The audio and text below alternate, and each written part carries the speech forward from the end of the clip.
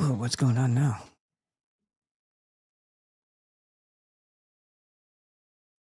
That has never happened.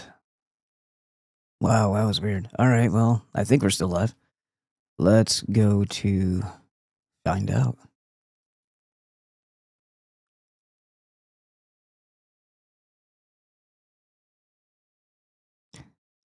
That one looks good.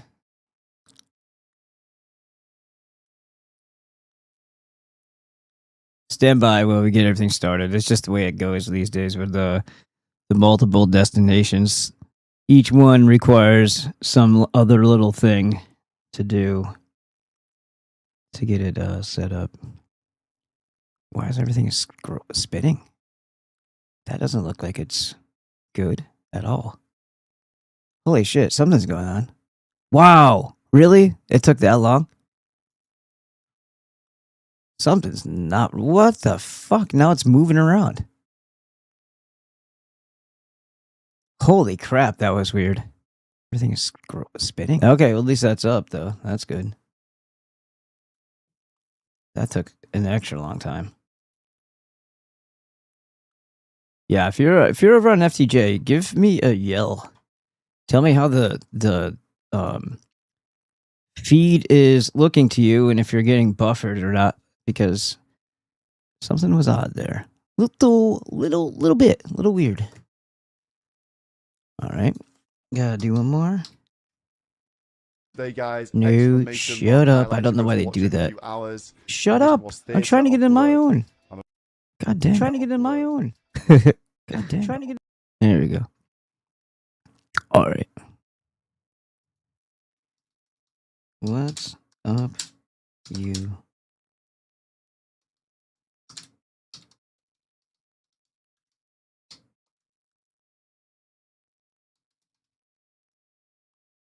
All right. There. That'll surprise somebody when they see that message. And yeah, I guess I'll leave that tab open. Why not? Now let's go over to this one here. Yeah, I guess I'll leave that tab. Cool. All right. It looks like we're all around the board good now. Good times. Yeah, I just had to double check everything because something weird happened with Rumble when I first kicked off. I've never seen it make that strange, glitchy looking thing. I couldn't tell if it was actually an issue or if it was just, I don't know. I don't even know what to make of it. It was weird though. Just take my word for it. Okay, before we get started today, as always, well, at least this past week, I have to remind everybody that MEM10 gives you MEM10 gives you 10% off at my website for the hot sauce, for the creatine, for my book. I think it might work on the book. I didn't even check to see if that's true. SEMPERFRYLLC.com. I think Justin is the name of the person who ordered the hardcover. I finally got the message saying that Amazon has shipped it because they slow walk print on demand hardcover copies very much so. Sometimes I think they've actually made an extra because it'll come quick and then the next one takes like a month. So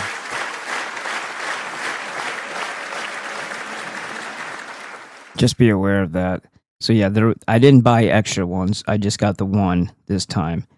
Typically, if somebody orders a couple, I'll order a couple more, but I just didn't do it this time. So the hardcover is on the on the website. There's also a large colored paperback version that's also coming from Amazon. I think I have a couple of those here. I would have to check, but I definitely have some of these. You want some of this? You got some of this?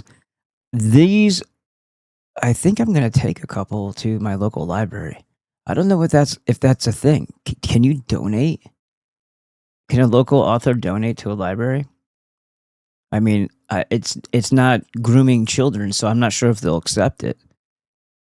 It's not talking about how to give a man a blowjob, so I'm not sure if the local library will accept it. You know, by the way, that library happens to be right next to a Yuma Catholic High, so yeah, it's the public library. It's like the Yuma library, but we've seen some displays before, or at least I haven't.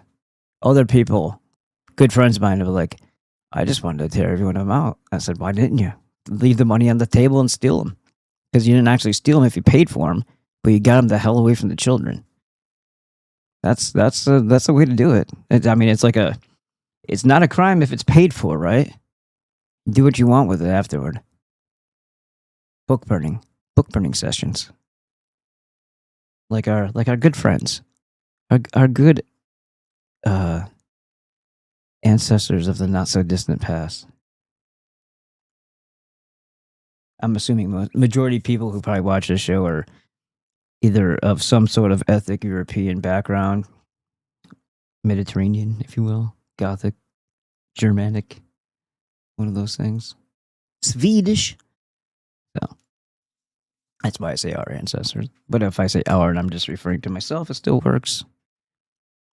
All right, we got some things going on here. I love being here.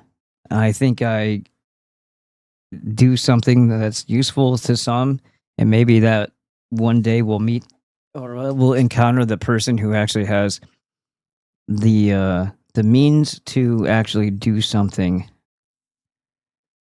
Either fund an actual movement. And I say movement, I just mean like getting people together. Like that Albania didn't have a fucking GoFundMe; they just did it. But when you're, I don't even know how to explain this. Like, I think more people would do the thing if they saw a large enough group of people initiating it. And the thing would be to simply say, no more. This is all treason. This is all tyranny.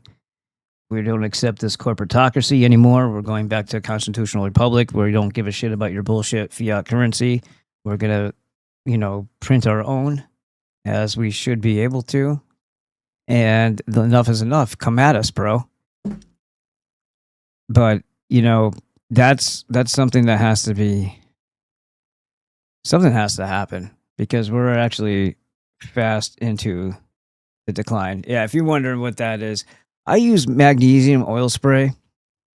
So if you're looking at that, magnesium oil spray is an alternative to utilizing an antiperspirant that has aluminum in it. So if you get the super aluminum one, it's like 19%. Sometimes they're 17, whatever. Like it's only like a 2% difference for like the high endurance, like whatever Swagger or Pure Sport from the white antiperspirants that you get from like Old Spice or whatever. I don't like any ingredient that's in the Old Spice. Now that I've become aware of it, but this is what I used to use all the time growing up, like the Pure Sport and the Swagger when that came out. But so this is again, I'm actually glad that I brought this up because this is one of those things, those hidden poisons that are jacking up your brain or poisoning your bloodstream. Again, guess what cult did this? The same cult that tells you need sodium benzoate in everything in order for it to be preserved. When there's like things that are vinegar heavy and salt, like hot sauces, and they'll still say, yeah, you need sodium benzoate in there in order for us to approve the production of your product in our facility, which, by the way, brings up another point that I don't know if a lot of people are aware of. If you don't run your own business, you've never made a food product, you're not probably going to be like, why would you know this stuff? The majority of manufacturing that occurs, even for the smallest guy, oftentimes the people that you see at the farmers markets, like they can't very easily get permitting themselves to make something that they're making just fine. Like you don't look for your grandma's permit when she cooks you dinner. You're not skeptical of her, right? This is what I mean about this is a very low trust society because shitheads and Jews, because they have done the thing. They are poisoning people constantly. And there's a lot of immigrants here that don't have the same morality and character to where they wouldn't give a shit if they poisoned you. And in their country, they smear shit in their own food. So like what standard would that be that they would even be living up to? Like, to them, that's just normal. They basically are eating garbage half the time. So the permit makes some sense, but it's always like, this is the same thing as why you have a warning label that says caution coffee hot, because there was some asshole that had to be told that. Just like thou that shall not kill. Well, no kidding. Why did somebody have to how evil are you that someone had to tell you that you shouldn't do this? And when it comes to making your own product, oftentimes they make the permit so hard to acquire that even if you've made like a temp, or you did do it at farmers markets, but then you're kind of doing it without the permit, and that's kind of like you could get in trouble for that. You go back and you try to get this stuff that they tell you that you need, and they make it very difficult. So then maybe the other alternative would be to go to a facility, and sometimes you can rent them and just try to make as much as you can in like the time that you allotted yourself. They cost thousands of dollars to do this, and then you take all your ingredients, dump them in, and whatever you're trying to comprehend in your mind. Well, I only make them this big, and I know the recipe for this size. And very often, when you're trying to multiply that out to get like a bigger batch, the math isn't mathing, because that's not how it goes. This is another thing about how there's spirit in food. Like, there's your energy, your intent. There's like an actual energy transfer. When you know like the certain amount, you can judge it by sight. You don't even have to like even measure. Like, I always thought that was very like people who like used to tattoo the different sizes, like a punch, a pinch, a punch. I've seen people that are in like they think they're chefs or sous chefs or whatever, line cooks, and they have these stupid dotted line tattoos on their hands. I'm like, first of all, if you're measuring, you don't know how to cook. Like, baking is different, because baking is kind of like a chemistry thing. You got to have certain things at a certain level, otherwise it gets too soggy or too dry and consistency's off. When it comes to cooking, by taste, once you've already established what you want and when you've found a recipe that tastes good, you just should have like a sixth sense. It should be an extension of you. Like, it's being created by your sense of your connection to it. Like, there's no measuring involved. Sorry. That's just the way it is. Like, there is to a degree, but you're not like fine tuning it. Like, oh my God, you got to do this. Like, something taste, and it'll come out amazing if you just trust yourself, not measurements, not that bean counting dead bullshit that has no soul in it. So anyhow, a lot of times when you try to bring it out big, it doesn't work the same. It doesn't taste the same. Something's wrong. Other things had to be factored in. It works great when it's this much. It doesn't taste the same when you try to make that much. So that aside, they will tell you that in order to use their facility, or in order, let's say that they're going to make it for you and charge you for your own product, then they're going to insist by whatever phony baloney laws that the oy veys have introduced into our society over time, that certain amounts of poison are necessary, or they won't do it. So there's a reason why honest people would continue to handcraft their own product and just get the permits on their own. I got the permits on my own, and I handcraft my own product. Why? Because I don't want to put shit in my food that is going to be, in my mind, and I'm pretty sure I'm right, because the demons lie about everything, isn't good for you. So there's that. There's a bunch of unnecessary things that they mandate bigger productions to have in their stuff. Otherwise, they're going to give them hell, or they'll shut them down, or they'll strip them of something, right? So they will make you do that. Now, the other thing is, when it comes to deodorant it doesn't have to have any aluminum in it. It doesn't matter. If you call something antiperspirant, there is an actual rule that says it has to have aluminum.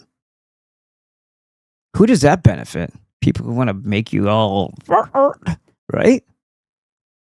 It helps Alcoa get rid of some of their aluminum and have something to sell. You know. Meanwhile, Alcoa is also producing sodium fluoride through their process of making aluminum, so they gotta throw that shit in your water. Yeah. And why pay to dispose of something that you could sell back to a municipality that's already corrupted by the people who just love to add minerals to your water? Yes, adding mineral. I think it's hilarious when you actually see that, because it's a meme, right? It's like a joke that your well is being poisoned when they're saying, oh, they're just adding minerals to your water. It's literally what it says on the bottles at the stores. You got to be very careful. Even if it says distilled, I've seen like that, and you look a little closer with added minerals. Well, that kind of defeated the purpose. Plus, you have to also trust that distilled water is distilled water. Unless you're doing it yourself, you can never be sure. You can never be sure because labels are allowed to lie. And if you are in the group, the umbrella group of BlackRock, then do you honestly think that they're policing themselves or what they're putting in your product, in your stuff that they're selling you? So there's been zero of something that they've actually advertised is in a product. That's happened with the gummies, the creatine gummies. Because apparently there's when they heat it or something, like there's a degradation of creatine, which is stupid. Just get the powder. Why the hell do you need a fucking gummy to creatine anyway? And they always use the wrong stuff. They use monohydrate, the cheap shit. Like you need literally a 20-gram loading phase before it actually starts to do anything. But if you have the hydrochloride, like I have over here at SemperFryLLC.com, when you take it, it's starting to work in you. It's the hydrochloric chloride is the instantized version of creatine. It's the best one. It's the most pricey, but I made it the cheapest I possibly could on our site. And I think I have the cheapest one now, plus with the discount. Anyhow, so I don't like aluminum, and it's funny because even when we talked to Dr. Glidden, and he describes how you're not allowed to say that something that isn't a drug is, first of all, you can't say anything cures anything. It's illegal. Go to jail, get shut down, get raided. You can't say that it is the treatment for anything either. You can say support, basically, like metabolic support, hair, tooth, and nail support, whatever it is. But you can't say that it's actually a cure or something that your body needs. You can't basically say that it's a necessity that you have this stuff, right? And the same thing applies to the antiperspirant thing. Like you can't say it's antiperspirant unless they have convinced you to go beyond your morality and say fuck it and put aluminum in there that you know is going to probably be bad for people, and now you can call it antiperspirant, but you can't use that label without it. So magnesium oil is kind of the same thing. It's like it's stopping you from perspiring. You can just spray it on. You don't really need to add a fragrance to it unless you want to. But the issue with that is just same way as if you put too much of another deodorant on, or different antiperspirant on. If you are very active and you apply it multiple times in a day because you're exercising, chances are you're going to get some breakout every once in a while. It's just going to pop out. Sometimes it's like a clogged pore that's whiteheads and it's really painful. Sometimes it's not. But yeah, magnesium oil spray, like if you just shaved and you're trying to zip and you accidentally miss and some sprays on your freshly shaven face, it stings. It stings because there's little tiny pieces of freaking metal in it. But it actually is magnesium, which isn't nearly as horrific as having aluminum in you. So that's what I use. What the fuck was I talking about before I went down all the way down that crazy trail? There's a couple new developments, and I know they don't really matter. I don't really care too much, but it is kind of shitty. I think the dude already got more than he needed. Like, he's already been made whole 3 times over, from what I gathered. I don't think it's not like it's a Kickstarter, right? When GoFundMe goes live, I don't know. Once you get donations, they start coming to you, correct? So if it shuts down, there might have been a transfer that was supposed to go out to you that doesn't. But aside from that, like if GoFundMe pulls the trucker thing, that's why you don't use GoFundMe, but I do every once in a while. Then yeah, they took all what they could back. I think they got something, or they shut it down immediately. I'm not sure how that worked, but they did that to Brian, the guy who's messed up in the Lego thing. He was the son of the 83-year-old guy who went to a Bricks and Minifigs. Well, now the Bricks and Minifigs lawyers or whatever, I'm not sure how they. Well, we know because they're all connected. The rules only apply to the peasants and the people who aren't in their cult or whatever division of their cult that they may be in. Like, you know, a CEO of something that makes $95 million in the last year. Pretty sure they're on the guest invite for the child eating dinners occasionally, or the SRA dinners. So, especially LDS, Latter-day Saints, Mormons, they have an SRA problem. So, yeah, they shut it down. They shut down Brian's GoFundMe, but it had already raised $350,000 or more since that last update. So I'm not really sad about that. He's like fine, right? But the fact that they could do that through the law is kind of messed up. It's not really a law. It's just whatever they decide is going to be pressing. That's what they're going to do. They don't follow their own rules. They just make us do that. And that's again going right back to being a small business owner with a product. They want to force you into their manufacturing facilities that are already established. They don't want you doing anything on your own.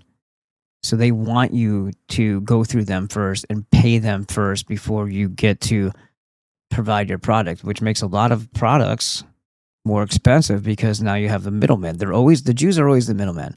They're always doing the transaction. They're the brokers. They're the ones that make you write sign the contracts. They're the brokers between the devil and yourself, or wherever else. And when they pretend that they're the middleman between you and God, then they're also the middleman broker there too. In every other instance, there are the middlemen. It's the fuck you pay me system, and they're completely heartless. And you're told it's the cost of doing business. Don't be independent. Go through us. We already have a facility. Oh, you think you're going to get? You know how hard it is to get permitted. You should just come through us. It was like in an exorbitant amount of fees. Like, how am I going to be able to sell this product and make anything? Like, you just took the joy out of it. Plus, I wanted to do it. I don't want to hand it off to somebody to do it.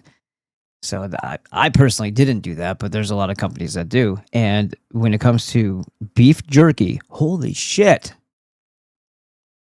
In California, I'm not sure if the USDA is USDA. These pieces of shit gave my friend a whole lot of trouble. They were insistent. So he read rules. Maybe he just thought that this was going to happen to him, or maybe it did. I don't know. But he made a beef jerky. It was pretty darn good. I think I sold it in my store for a while. Oh no, I couldn't because there was a beef jerky store in the same thing, so I wasn't allowed to. I was going to. I just wasn't allowed to because there was a beef jerky guy whose whole store was beef jerky and soda. So I didn't get to do that because there was like a non-compete thing going on, which they do that at farmers markets too. But when we had our store, I wasn't allowed to even carry it, even though it was spicy. It didn't matter. So they tried to get it on him and tell him that he had to give them his recipes, which then now what protects his recipe? If it's good and it gets popular, do you not think that the Jews would Jew him out of his recipe? This happens 1,000 times a day, basically. And this is why it's a system of passing through them, just like a patent, right? You disclose what your idea is, and if they like it, they take it and they deny you, or they approve it, but they are slow to walk it out so that one of their buddies can freaking jump ahead of you and actually produce or whatever the hell ahead of time, and they'll approve theirs first so that you're first to hit it, right? Or they'll deny it flat out and then go kill you because it's a what they say, it's a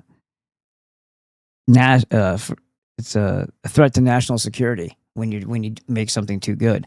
So again, it's just a checks and balance system. When you ask permission, when you divulge too much to the entity that you think is on your side, and you're just on the up and up doing everything the way you're supposed to by the books, you get fucked 9 times out of 10, unless they're just not interested. If they get interested, they will most certainly do that.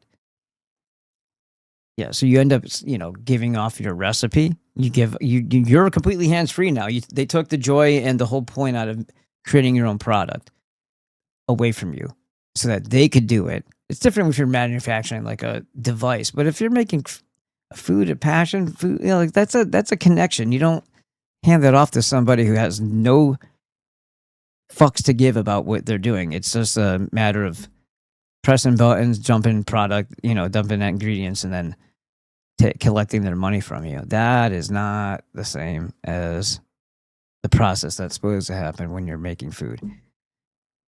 So they ruin that, and then they make you buy back your freaking products from them. It's unbelievable. It's unbelievable what they do. So let's go back to scene 2, bam. I wasn't sure what I was going to use this thumbnail, but I got bored today. I didn't want to make another one, so all right, that'll be the one. I don't want to say anything just yet, but yes, I was a certified personal trainer. I just looked at. I guess I never even opened my certificate. It's still I had to open it today in order to even look at it. So I didn't realize it was 2023. So I got. Hey, wow, it's a while. It's been a while ago. I was certified. I was a trainer at the gym next door to me, and then when I got the incarcerated inguinal hernia on Thanksgiving night 2 years ago or 3 years ago, whatever, they kept on trying to send me numbers to call for clients. When I'm like, I don't know how many times I have to say this to you, but I got hurt at your gym last night in the middle of the night. Not your fault or anything, but it happened there. It should be understood that I'm not going to be able to do this for a while. You fucking idiots. At first I was being polite about it, but they kept on sending me the numbers, like, call these people. These are leads. I'm like, I fucking hate you people. It takes time to recover from having an operation, especially when you can't really lift. You can barely cough or pee. I mean, you can't, cough or sneezing would have been terrible. And, yeah, so back the fuck off, And then when I get back, I'm like, you do understand. This is when I'm busy going back and forth with San Diego still to drop off wholesale orders to the store.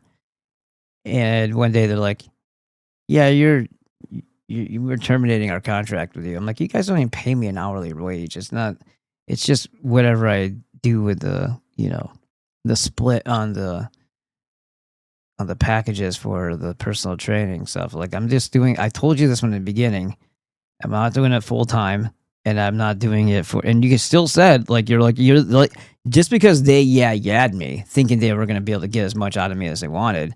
I made it clear. I've got a whole business that I'm running, and this isn't like first.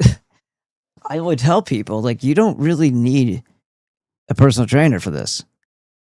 You're not literally looking to lift weights. You're coming from the YMCA, and you want to be on the treadmill and the bikes or the elliptical. You don't need to pay anybody for that. And I would tell them that, and they don't like that too much either. I'm like, personal trainers really serve no purpose after like 5 sessions. None at all. Unless, like, what magic are you doing? Are you lifting in a different way? It's all common sense. But you get a baseline for it, and you understand what, positioning, stance, posture, straight back, chest up, head up, and then just doing variations, like rotating your hands when you're doing something, especially when you're doing shoulders, doing hanging curl. Like all these things can be done in like probably in a week's time to explain everything to people. And at that point, it's on them to just continue to do it. So the only thing that they're really paying for is somebody to keep them accountable. Well, that doesn't fulfill me or thrill me. So I was only going to do it part-time. And then after I got like started, I came back because the doctor cleared me to be able to do stuff again. And I was still very cautious. I go in and they're like, yeah, we've terminated a contract with you. I'm like, you fucking assholes. I got hurt here. You understand that, right? And you're not paying me a wage, so it's no skin off your ass one way or the other. So what the fuck is the point of saying that? You just try to, I don't know. It was like a little bratty attitude as far as I was concerned. And I was like, yeah, I don't give a fuck. The reason why I wasn't here for most of the time because I was taking multiple $1,000 orders of hot sauce to San Diego. So yeah, you mean I missed the opportunity to make $40? All right. So yeah, there's a potential I might be going back into that, but definitely not that gym. And I really don't want to. I'm gonna preface with that. I have absolutely no desire to do it. But if motherfuckers down in San Diego don't present the product properly, as I've taught them to do, then there's going to be continuous shit sales, and then I'm not going to get enough orders from them.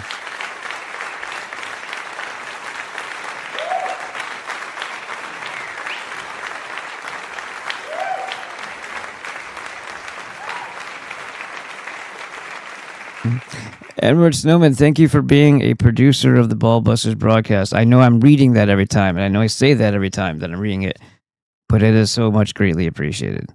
It truly is, and you're the man, and thank you. Burn Before Reading says, Alex Waslak is in the house. Hi. Good evening, folks, said Thomas E. Dwyer. Hello, Thomas E. Dwyer. Made it again, Dan Simmons. All right. Yeah, but that's what all the celebrities do. Sounds like a status symbol to me. What's that? And you put in quotation marks. Like you're putting, yeah, but that's what all the celebrities do. Help me out, Smiles and Court. Because I said a bunch of stuff. I'm not sure when you actually dropped that.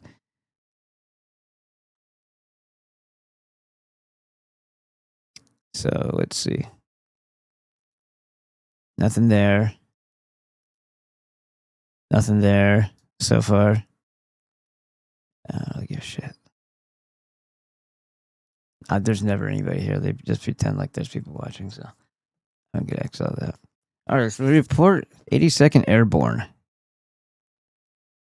Secretly deployed to Israel, possibly to seize Karg Island. This is how I'm going to pronounce it. June 9th, 2026. That would be today. Oh, by the way, you have one more day left. So I might as well just show it to you right now. And I'll read this too. And I have to make sure I change that next time because it actually has us the Italian unk. Anyway. MEM10 for 10% off. As you see. SemperFryLLC.com is right there. You click it. Become a member of Dr. Glenn's membership site right there. You get an extra 2 times a week where he does a live Q&A, and he's got a shit ton of videos for you to understand and learn how to defeat the BS and keep yourself too damn healthy for them to poison. That's the way to roll. Ballbusters for 25% off the annual membership. And then code BB5 for 5% off for life. And that is Azure Well. That's the 90 essential nutrients. So those two we've discussed. We'll go back to that in a moment later in the show. But remember, you just click this. When you get done doing your 90 essentials or whatever else you want to get here, then you use Bravo 5 at checkout, and then you're good to go. And then you're also ordering Azure Bucks every time too. This is a pretty interesting video. This guy's pretty big in the hot sauce realms.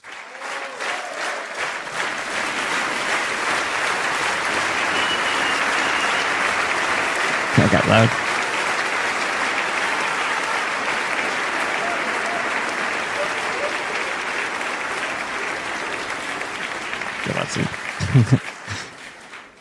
So as you see, there's the multi-packs, the bundles as I call them, are on top. And these are our free shipping, no additional coupons, but you're getting free shipping. So depending where you are, that could be up to like $25 worth of discount. All right. Yeah, the shipping's ridiculous these days. It's gotten out of control. No apologies. I guarantee you a lot of this has to do with, well, maybe now they'll use the excuse of fuel, but that's not the case all the way up until this, and I've been watching it. They took away products that you could use, like the regional box A and B, which were perfect because you could stuff as much as you could in there, up to 15 pounds in one of, oh no, maybe it was more than that. But they were perfect by region. So they would say, this is a flat rate from where you are to here. This is just how much it is. And then you would be able to put whatever you wanted. I think it was actually up to 75 pounds, but you couldn't put up to 75 pounds in the smaller box. But you get it. Those were their guidelines. But then they took those away. They were the perfect thing for shipping. They took that away. And this is why I'm guaranteeing you that we pay for Amazon's shipping partially. And I think Amazon is like above the law and doesn't have to pay for shipping through the USPS. Like when you order something and it goes through the postal service, I don't think that they're paying the postal service. I think we are. Or they're not getting adequately compensated, so that's why they're raising all of our other rates, and thereby, even if indirectly, we're still paying for Amazon's influence on shipping. And I would actually, honestly, 100% almost, pending some sort of evidence to prove it one way or the other, I firmly believe that that's what's going on. I think Amazon is destroying on purpose, maybe even the U.S. Postal Service. It's just my thought. It's a really diabolical freaking company on so many levels. It's tied directly into the demonic banking system. So anyhow, this used to be one of the boxes. That might be a large flat rate. That one. But there was a small, medium, large flat, like the primary flat rates, and then there was the regional boxes. The regional boxes were totally different. They were different sizes.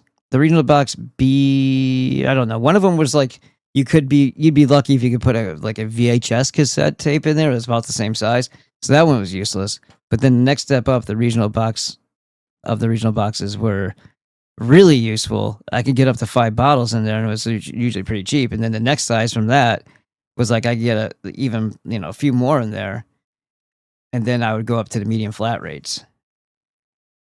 But they've blown the prices out of the wall, like so much more. It's so stupid. The flat rates aren't even flat rates anymore. They say that, but if I put in a different shipping address, it changes the price. I'm like, how is that? It's a flat rate. No matter where it goes, that's the whole point of that service. It's not. It used to be. All right, so you have these guys here. Twin Revolvers, 12-pack of 6 bottles. There's the 12-pack of 12 bottles. 12-pack of 12-ounce bottles, I'm sorry. 12 pack of 6 ounce, 12 ounce, 12 pack of 12 ounce, which are shatterproof. And then the 8 pack of 12 ounce. If you go scroll down, there's a 6 pack further down too. I just didn't put this up there. Gallon of the Gods is also, you can select from, let's see. You scroll down here. There's original, butter believe it, or avocado, whippersnapper, when pigs fly, humsinger, and then you just contact me if you want something that's not on that list, and I'll see what I can do for pricing. I didn't go through 30 sauces and label them all.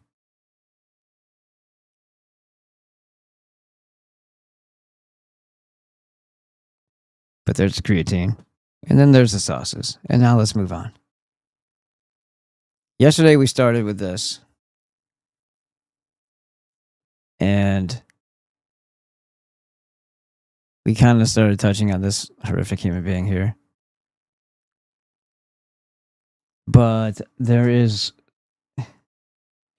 something in my book about her too.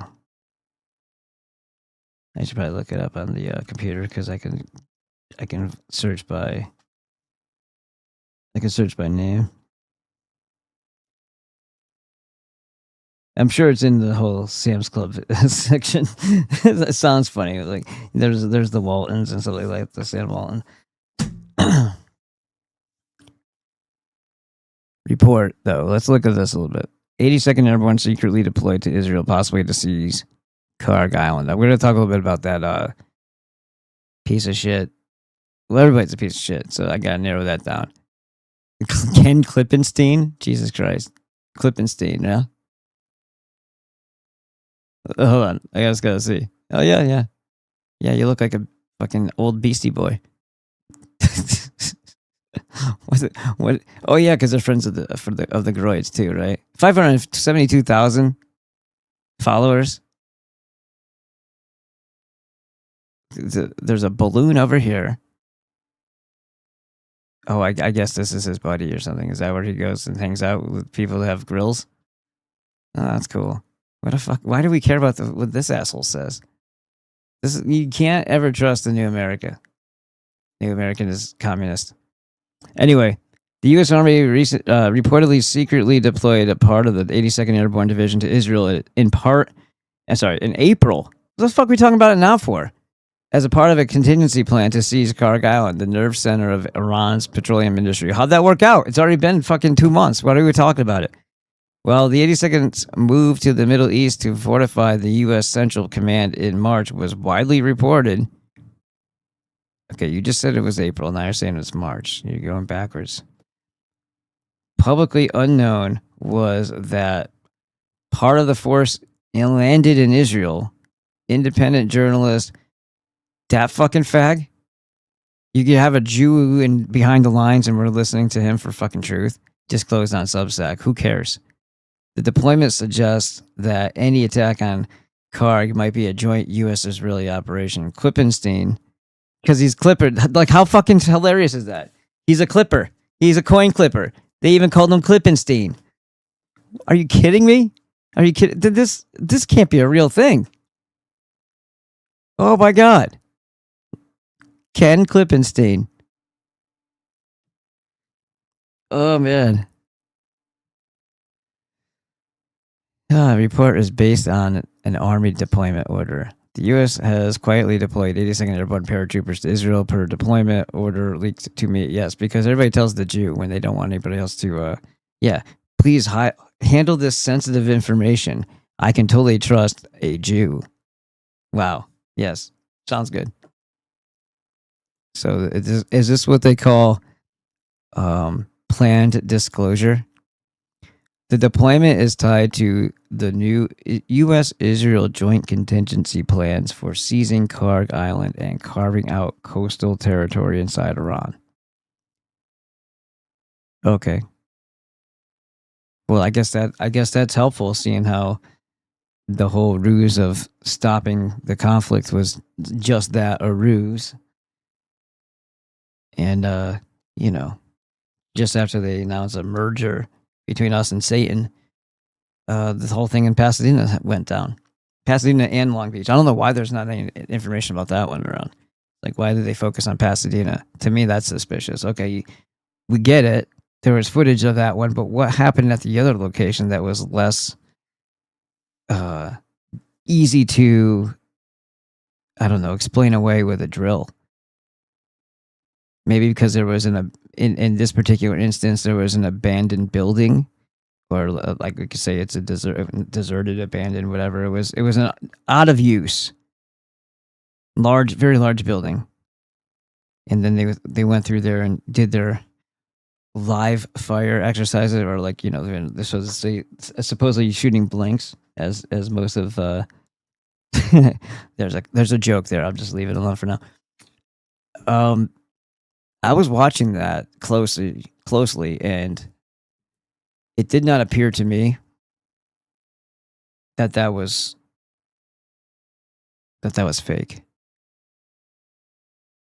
or like an exercise with no actual shit going down. Like, some of it may have been for theatrical purposes.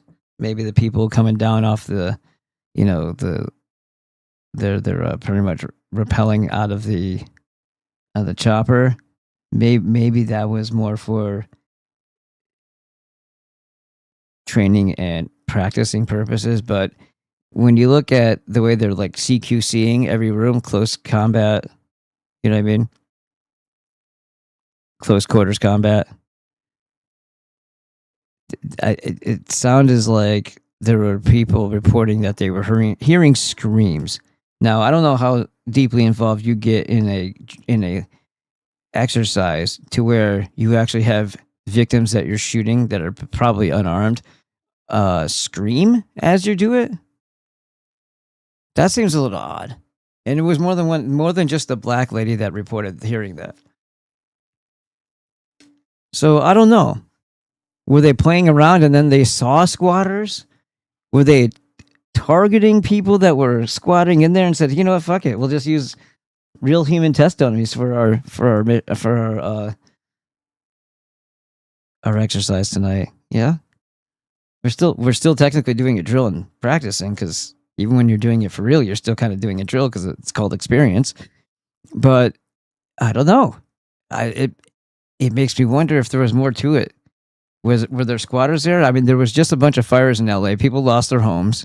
There's a possibility that when they went in there, they found, or they already were aware of it, because you leave a digital footprint in every fucking place you go, through frequency transmission, through phone or whatever device you have on you. Or let's pretend for a second that there was actually a resistance to this tyranny that was forming. And this is wishful thinking, of course.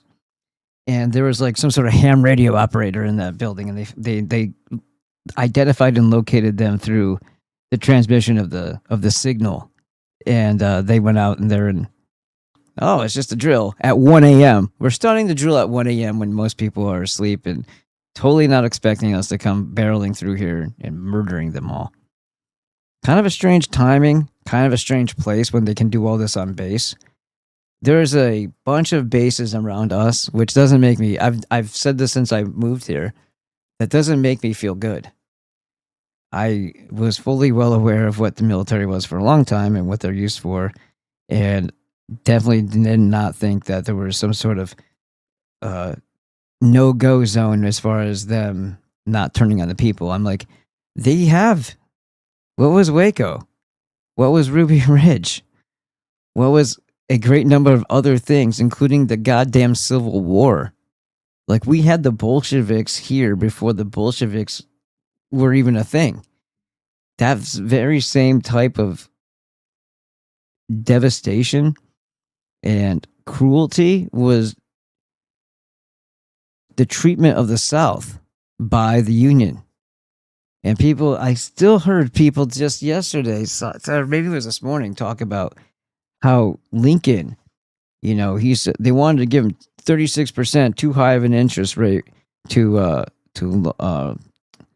get loans for the war. Well, hold up a second. Stop right there. He was a banking puppet. He jumped out of a 2-story window when he was still in Illinois because he had a vote on a bill that would have hurt the bank. So he jumped out the window rather than, pissed them off. He was raised by and around and in a town that was just a center. It was mostly all Jews. So I don't know if the Abraham was one himself or not. It's hard to tell. And excuse me. That whole trope, like the plot device of the greenback, is kind of meaningless. Because just because he may have potentially thought he could one up them, it wasn't for the sake of making human life in America better. None whatsoever. He went to war with other Americans at the behest of the bank on purpose to murder them for seceding, for not wanting to be able to have the right to veto or say no to a federal government dictate. So that individual states could say, fuck you, feds. Fuck you, Fed. Remember the federal lists? Well, that's what he represented. That's what the banks wanted. They wanted central government. And they certainly didn't appreciate secession because that means that they don't have control over the territory in a dominating fashion. Central banks, central government. They want the total control. So the war was to establish both without question forever in this country. And they were motivated to do so because of Andrew Jackson and what he was able to do, get us all out of debt, completely pay the national debt off, and give the old finger to the controlling arms of the banks and the Rothschilds. And it took them about 30 years to, do enough subversion and espionage and all kinds of other, conditioning of the, how do you say it? Conditioning for the eventual onset of the war with people like August Belmont and so forth, and plenty of Jews, especially the Jews around Lincoln. And it bothers me that people still think that he was some sort of hero. It's like, oh, he freed the slaves. No, he enslaved everybody because he told you that if you were free, if you practice the consent of the governed, meaning the governed don't have to be governed if we don't consent to be, and if they don't appreciate your anti-constitutional policies that were defying the Bill of Rights. So they had enough, and they didn't just say no to this or no to that. They said, this has been so egregious, this has been such an abuse of power, that we are seceding and our state stands alone. And that happened multiple times. So the heavy hand of the bank said, oh, no. You're not gonna, there's no potential that you're going to flourish freely without our, dominating, crushing hand around your throat as we do. So they went out in a kill crazy rampage to punish the South, to punish people. And 4% was the number that I read first, but they're saying only 1.6% of the people by the time of the war actually owned slaves. And guess how many of those were Jews? And guess how many were Jews that brought them here? And yet here we are, listening up to them cry and bitch and moan, but never to Jews or about Jews, only to us and about us. But the whole greenback thing is like, okay, so maybe he was trying to screw the bank too by getting what he needed to continue to crush the South on their behalf, though. It's not like he was doing anybody any favors. He paved the way for there to never be able to be, without treason being claimed or some other harsh punishment, for the states to finally to be able to leave if they didn't like what was going on from the federal control. So he enslaved all states. And what works through that federal government, the central government, is the banking cult, is the central banks. So either they had it from far away or they have it here. And when the Federal Reserve was planted into us like a tick, it doesn't really matter. The whole entity is in total control of us. And by the time they incorporated and then they turned us into, property and commodities, we don't have rights anymore. We're not even treated as human beings. So anyhow, Israel first GOP U.S. Senator Lindsey Graham turned lavender. Of course he did. Lavender is a pretty gay color. With glee over the development, apparently hoping to see bloodshed. Seizing Karg, I'm going to keep calling it, island would be, he said, easy peasy lemon squeeze. Of course he would say that because that's what gay people say. I trust the Marines. I trust the Marines not. The author of the article in the Atlantic who warned that taking Karg Island would be a grinding war of attrition, Graham said. What? Why would you write it like that? And then extend it so long. It's like, I trust the Marines not. Sounds like you're dying. You're going to say, what the fuck? Because this doesn't go together with that. He didn't say, I trust the Marines not grinding war of attrition. No, he's, I trust the Marines not. Is he Borat? Like, that's not what, I'm pretty sure that's not what was going on here, but this is just a really bad sentence. I trust the Marines not. The author of the article, Atlantic, who warned that taking Karg Island would be a grinding war of attrition. Graham said, I trust the Department of Defense. You mean of war. We've got 2 Marine expeditionary units sailing to the island. We did Iwo Jima. Yeah. That's interesting way to put that, homosexual. We can do this. My money is always on the Marines. Graham forgot to mention that almost 7,000 Marines died in Iwo Jima. Small price to pay. You just keep on grinding that, turning that crank on the meat grinder until you basically suffocate the enemy with all the dead bodies that you've produced. Lindsey Graham on Karg Island. We did Iwo Jima. We can do this. I don't really want to watch that.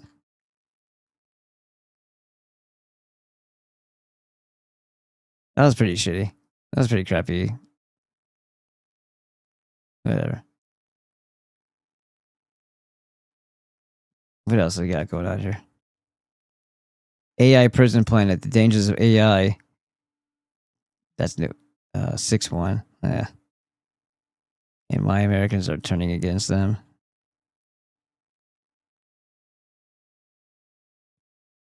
Anyhow, we've got this one here. And we've got, I would like to read a little bit more of this one here. But as I get up to do some other things, I want to drop one for you here. Oh, yeah, by the way, this is the symbol for, you know what Affinity Partners is, right? That's the $6 billion and counting dollar firm that Kushner is involved in, right? Investor login. Press inquiries. Oh, goody. No, I'm good. It's pyramidal, kind of eyeball-y. And then, what is that? How do you say that? Anacarina? Let me see. Is it ANA?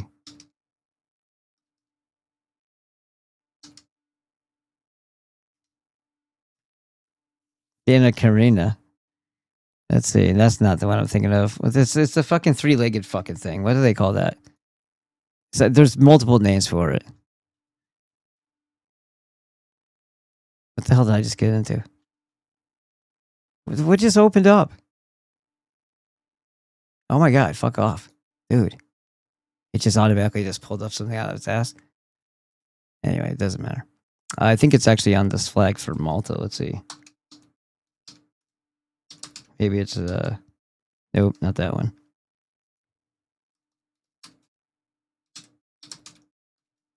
There it is. The Triskelion or the Trinicaria. But there's also another name for it. Medusa's head, wheat ears. Yeah, okay.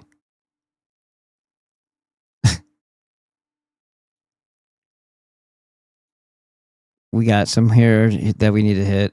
And oh my god, it moved it on me again. It's very frustrating. Very frustrating.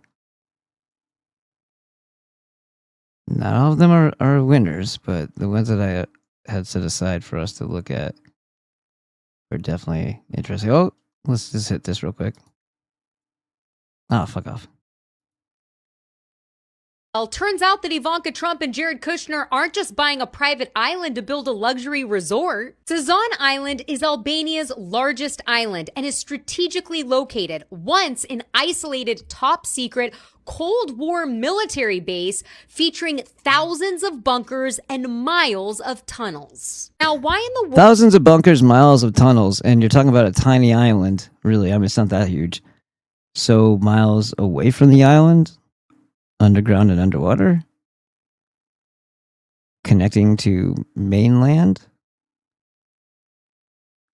connecting to where, you know, blue people live in giant mushroom houses. I don't know.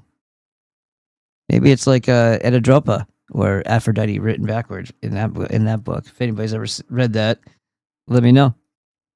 World would our United States special envoy for peace missions need an island with all of that? So when Ivanka Stevie Witkoff said this, the opportunity to help realize its potential and transform it, but with a lot of restraint and care, because the land is so beautiful that really the architecture has to be fully integrated into it, almost rise from it.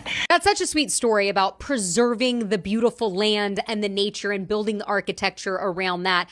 But I wonder if you're building the architecture around something else. It's important to note that the Albanian people are not happy about this, and they're protesting in the way they wrote protest, because it's a different language. It almost looked like I said prostitute, which is kind of funny. Thousands, and they're also demanding that the prime minister protest to its resign for allowing such a corrupt deal to go through. But again, I'm sure this purchase is just to build. She's not attractive. I'm sorry. Some people say, "Oh, she's so beautiful." Maybe when she was younger, she just looks like a hideous beast. Like, you know, she's transitioning into demon. If she wasn't already, I mean, her father, knowing who he is, maybe she was full on demon the whole time. Albania needs to get sellers out there ASAP. Whatever. They're doing what they're doing, and that's more than what we're doing. So, and I don't even think they have firearms. I think it'd be a different story if they did. A big, beautiful luxury. I fucked shit up already. Resort. Not a personal bunker on an island. As always, I want to hear what you think about all of this down below. You want us to talk to your vagina? Got it. If I have to.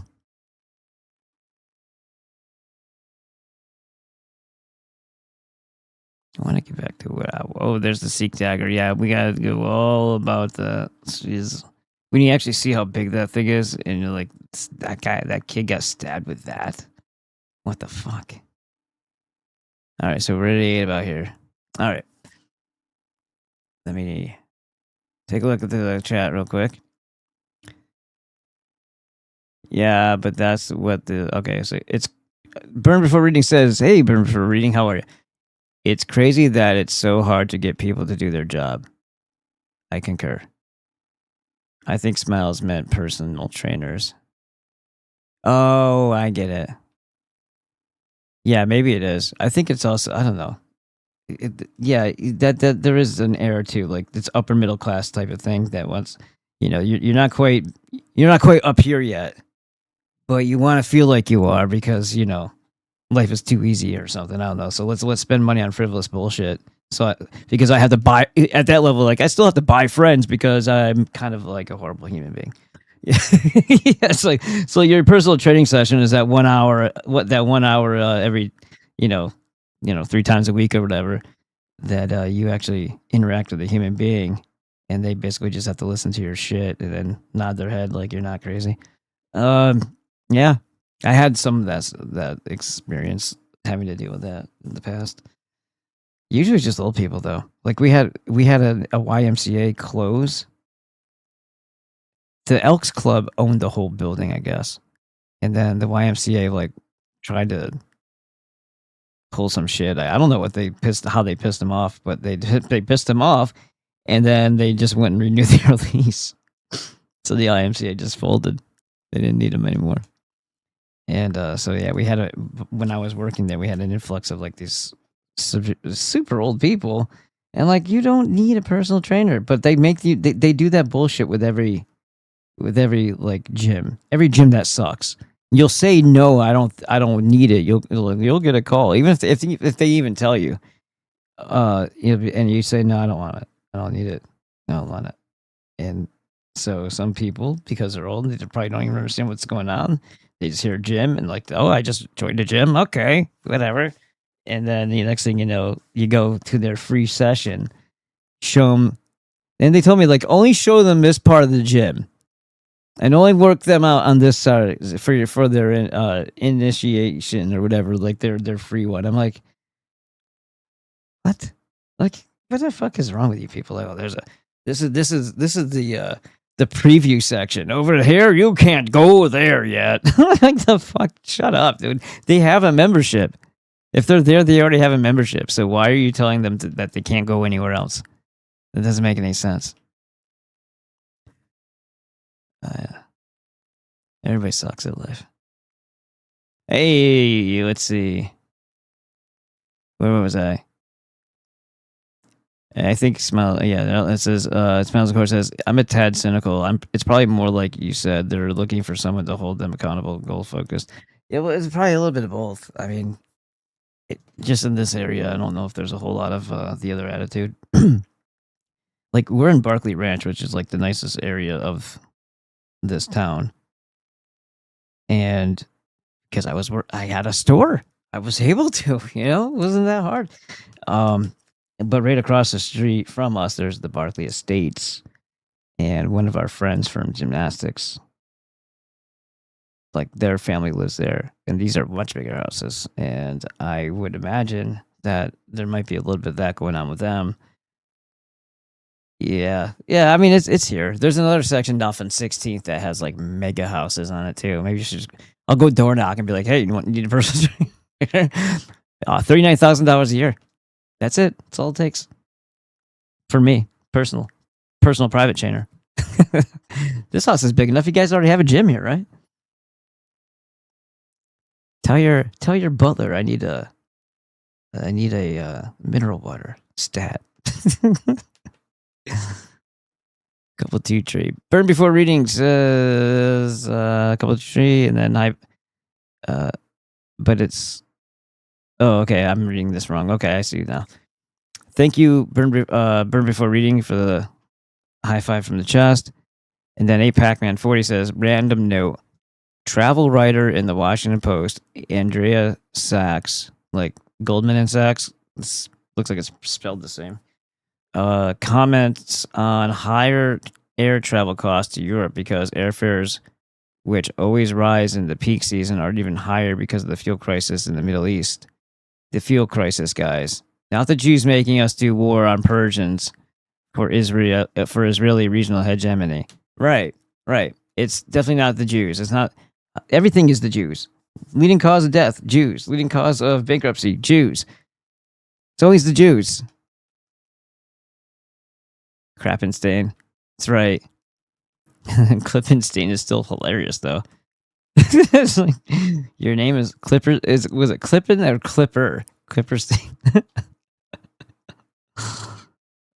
We did Iwo Jima. Graham was not even born then, and 15 years away from sucking his first. Klippenstein, Reapowitz. Yeah, there you go. Oh wait, I missed a couple here. Hold on. APAC-Man 40 says, Dan is the man and actually talks about the war. I've been bored going to work listening to Republican talk radio. Zero mention of the war. They're talking about if Mondami got some special deal to get his Knicks basketball ticket for $1,000 when others paid more. Well, yeah, speaking of which, there's another weird thing going on with the UFC event. There's going to be something bad happening very soon. And I don't want to be like, anyway, you can say that every day until it actually happens. And you're like, well, you're not really a prophet here. But no, like, there's things lining up. Then Richie from Boston is kind of shooting around it. I don't know. He's also made some mistakes. And I don't think he sees the obvious. That I think the idea and the reason why the news was Mockingbird regurgitating the same line that it was an exercise and a drill is because if you started aggressively attacking and shooting Americans with your military, what do you think is going to happen if everybody knows that's what's happening? They're going to be afraid of their military and they're going to defend themselves if they're not pussies that just say, "What did I do wrong? I'm so sorry." If they don't do that, then they're going to start making plans. They're going to start thinking things, and they're going to try to fix problems. Correct? So that's why I just, yeah, maybe that's what they said. But just like Richie also said, there's no reason for them to do urban drills in the actual places where people live when they have these types of setups. These types of, mock-ups, as they call them, for that very purpose. And they could do it. I mean, you have Pendleton. Pendleton has so much land everywhere. There's no reason for them to have to move that into. And there's so many. Like, I even went to like the what's the other one? The Proving Grounds. There's a Proving Grounds over here too, and they have a bunch of like mock-ups. But I've actually seen them do the right on the beach and then the other side of the beach, all kinds of stuff over by Pendleton before. Like, why was it necessary to go into Pasadena and then Long Beach? And I don't know a lot of details about Long Beach, so if you do, chime in. If you do know anything about Long Beach and why they wouldn't mention that one, which makes me wonder if there was even more of something going on there where they didn't want to. So they're kind of like overshadowing the one. What the hell's Human Gymnastics want for me? Hold on, I gotta make sure it's not. Oh, okay. I think it's just I think she's just getting it ready. Yeah, okay, I don't need this right now. So abandoned building makes more sense that they could say, oh, they were just doing a live drill in a abandoned building. I guess the military got permission, blah, blah, blah, blah. They're going to shoot fake rounds. But if all the firing goes on inside and I see the flashes, I know the muzzle flash looks whatever it is, but you can see it and it doesn't appear to me to be fake. Add in multiple witnesses saying they heard screams. I guess that's for realism. And usually, typically, when you hear screams, it's probably because the other people aren't armed. And they're probably women. Or men screaming out in pain because they're not Vikings when they get hurt. I don't know what to make of all that. But I could definitely see it being more than a drill. And obviously, if you start, shooting Americans and doing military strikes on them.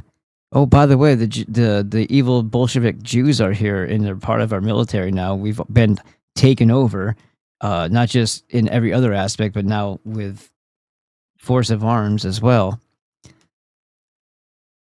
You wouldn't want to notify the rest of the country that that's what you're doing. You'd want to get away with it doing it this way as long as you possibly could.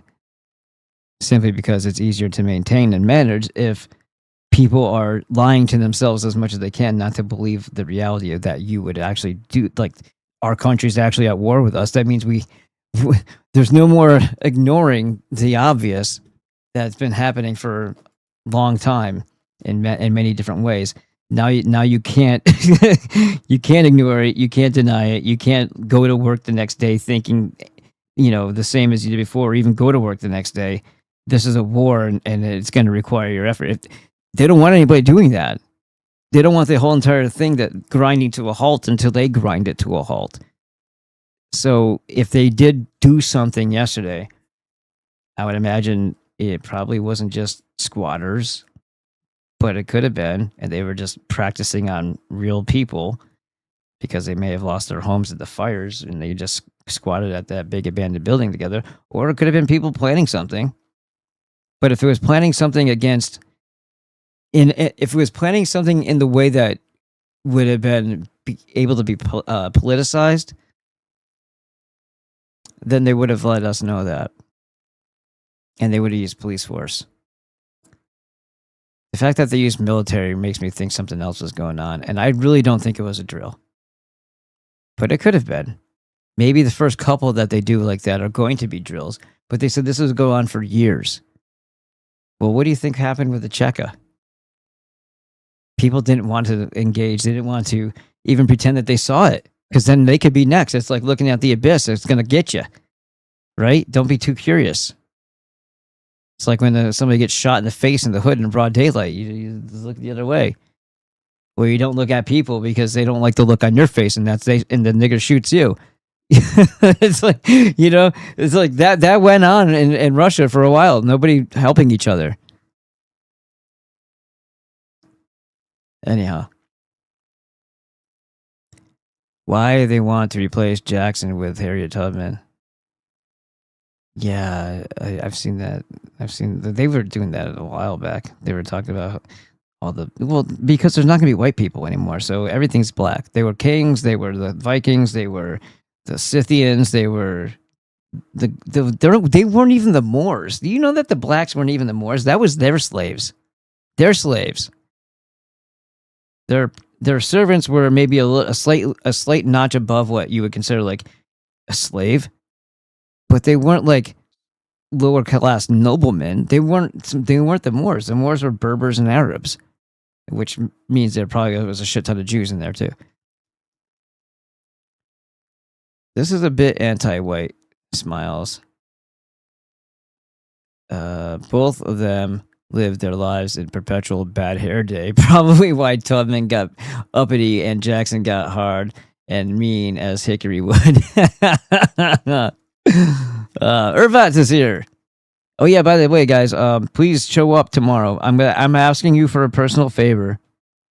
Okay? Show up tomorrow for the Dr. Glenn show at 11 my time, Mountain Standard, 2 p.m. for Eastern. Yeah. Mountain Standard right now is the same as Pacific, by the way, for this part of the year. It's pretty similar to Chrome's 666i logo. Yes. Yes, this affinity thing here. Bam. Yes. There's a lot of stuff going on with this guy. I started looking up a little bit. They went to Jared. Oh, because of the diamond, right? He went to Jared. He really is a cuck. He really is a simp. Oh boy. That's either wow, I only care about his money, or I only care about money, and that makes me love people. That's what it's saying. He went to he went to Tiffany's. Oh, I will never go to Tiffany's ever again anyway. First of all, their silver's bullshit. They're trading on their name, and Trump is involved in it. So now I can never go to Tiffany's again. Not that I was ever going to go there anyway, but I've been there in the past. I've purchased rings and necklaces before and all that crap. Let's see. What's up, Irvat? Are you concerned? You did that yesterday too. It's like, I wonder if people are concerned. Pass the censors. Anti-symmetric. Hey, Irvat. Get the heck in here, says. Dan versus Ball on the card tonight. Now you guys talking to each other.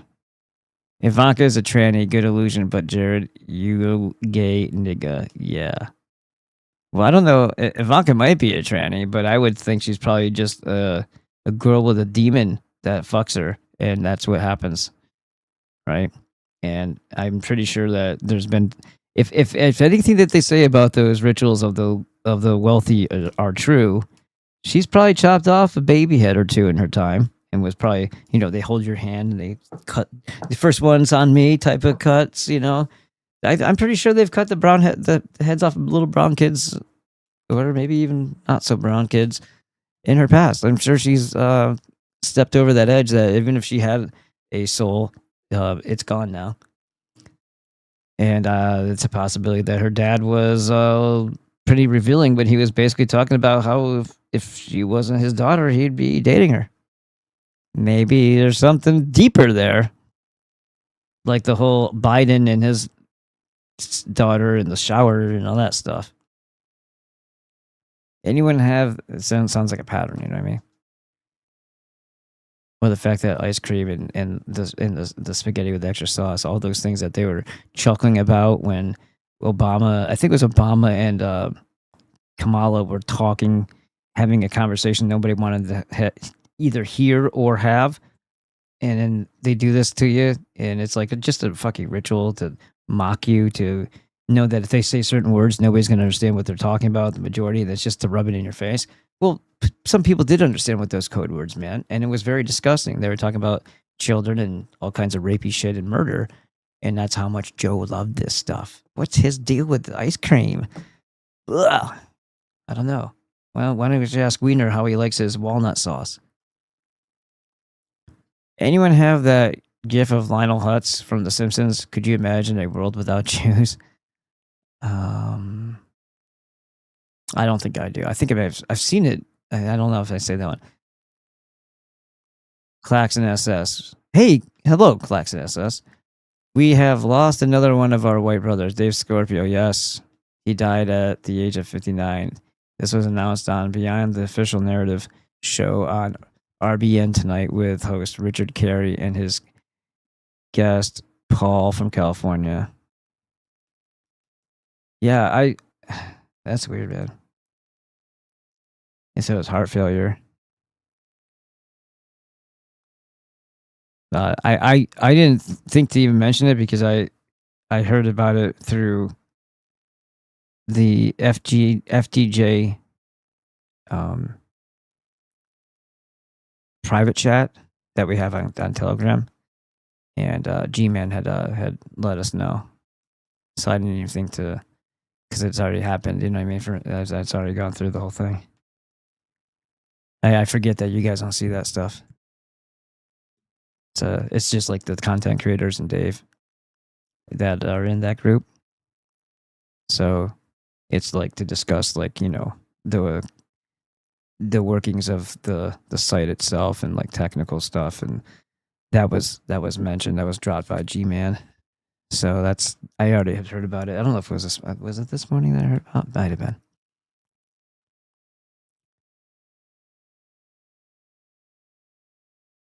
I missed the first 20 minutes of the show, so I don't know how they found out. I like the slash. He says, yeah. So guys, be here for the Dr. Legend show tomorrow. All right. Call in if you want to call in. Ask questions if you want to ask questions. I really want to pin this down and get this made very clear that the main focus of me. I mean, I can talk. I love talking about all these things that are wrong, and what if I see something that I don't think other people see, I try to help along the understanding. But I'm not 6'5" and 240 pounds of muscle. I don't have combat training. I'm not Rambo. There's a limit to what I could do with this information that I talk about here.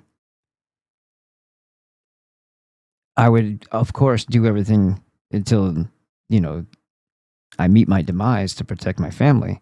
But that's why I'm here, because I need other people to understand. And I want to see things like a solidary, unified, huge community of Americans stand up together. And maybe, just maybe, violence could be minimized if they saw the numbers of us that are not going to take their shit anymore.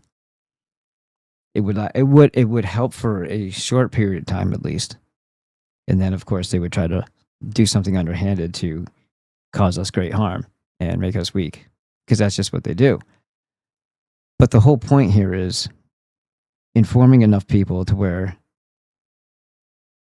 people know when they see things how they should respond and what it might actually mean, and not to listen to the TV telling them what they should see with their eyes.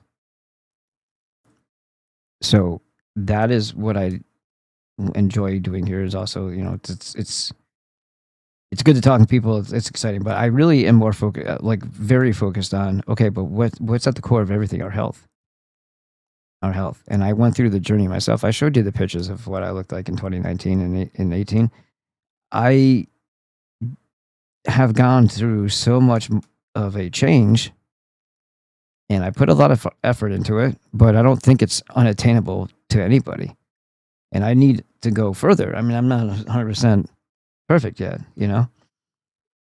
and I would like to, and if I'm still growing and I'm still building muscle, I'm going to keep doing it, obviously. But I just highly recommend that people pay attention to the thing that you need in order to worry about any of the other things in life. You need health. You need to be full of energy, minimizing injury and ailments. You need to be able to have some endurance and stamina so that you get some activity in each day. But most importantly, you need the things that the Jew and the demon cult and their minions and their freaking fellow travelers have taken and poisoned the food that you're going to eat anyway. Sometimes these things actually act as blockers to letting absorption occur, because they'll do something that messes up your intestines or your ability to absorb things. And they recommend that you do things in pairs that also screw up your absorption, like carbonated beverages while you're eating makes it hard for you to digest your food, so you're not extracting as much out of it because your stomach acids have been weakened through the carbonated drinks, even if it's just mineral water. So getting the minerals that you need, the minerals, and the 90 essentials all together. Like, if you haven't done it, you need to, because the only way you're going to know how well you should feel is if you do this for at least 3 or 4 months on your own, and you take them on a daily basis, and you avoid the 12 bad foods that you can see on Dr. Glidden's site. And I also would say no heavy carbs, and I'm not a huge fan of whey or casein protein either. I think they're highly inflammatory and bad on your organs, because nobody's supposed to consume just that. Oh yeah, it was on tonight. Yeah, that's right. He had his on tonight too. What do you call it? Mountains, Central Time, 8 p.m. All right. High five from the chest. High five from the chest to the heavens is good too. Alex said they said he was in the hospital for months. I think on G's show or something. Heck, I forgot. But someone mentioned he was in the hospital a while ago. Wasn't it something like a supplement that poisoned him? Maybe he destroyed his... No, they said it was a heart failure. R.I.P. I was looking forward to him posting a new video. Damn. Shit, till I forgot Glidden's Q&A on tonight. Dr. Glidden is based. Bushmaster seconded that Dr. Glidden is based. Burned before reading. Can't fight if you're not fit. Can't fight if you're dead. Exactly, Bushmaster.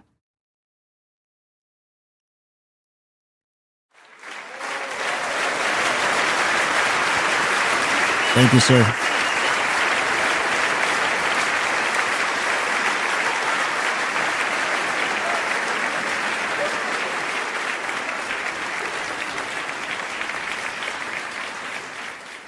Thank you. Oh, look, there's people in there. Romatic is over on this side. And Gold Ranger. How are you? Let's see. What else we got over here? Let's do a quick refresh on this. I apologize for having to go and pause it so it doesn't start talking. All right, cool. And I did I miss a chat? Let's see Rumble here. Rumble's dead. You're dead. No Karen either, too. Huh? The hell? I wonder if she's all right. Jeez, Karen's usually here. People have lives. I get it. I know what he does. And we have some coming up next. We're gonna have we're gonna jump into this. Hold on, let me see something here. What was the last thing I posted? Oh, okay, yeah. They're going to pay for this. I don't know. I wake up with ideas for like titles for things, or like that's how I end up with my titles most of the time for the shows, or where I'm gonna head with it. At least throughout the day, it's like I'm gonna start. If I don't write it down and I forget it, then I'm mad at myself. But usually I like half awake and I have like this idea already in my head that was, I don't know where the hell it came from, and that's usually how I start my my shows, or my I'll put it into the theme for the thumbnail. So today was they're going to pay for this, and I just thought of and I need a profile of Trump. There was a couple different variations. One of them was his hair, plus it was like the profile like outline. I like that one, but they did the wording all stupid looking. So this is the best I could get.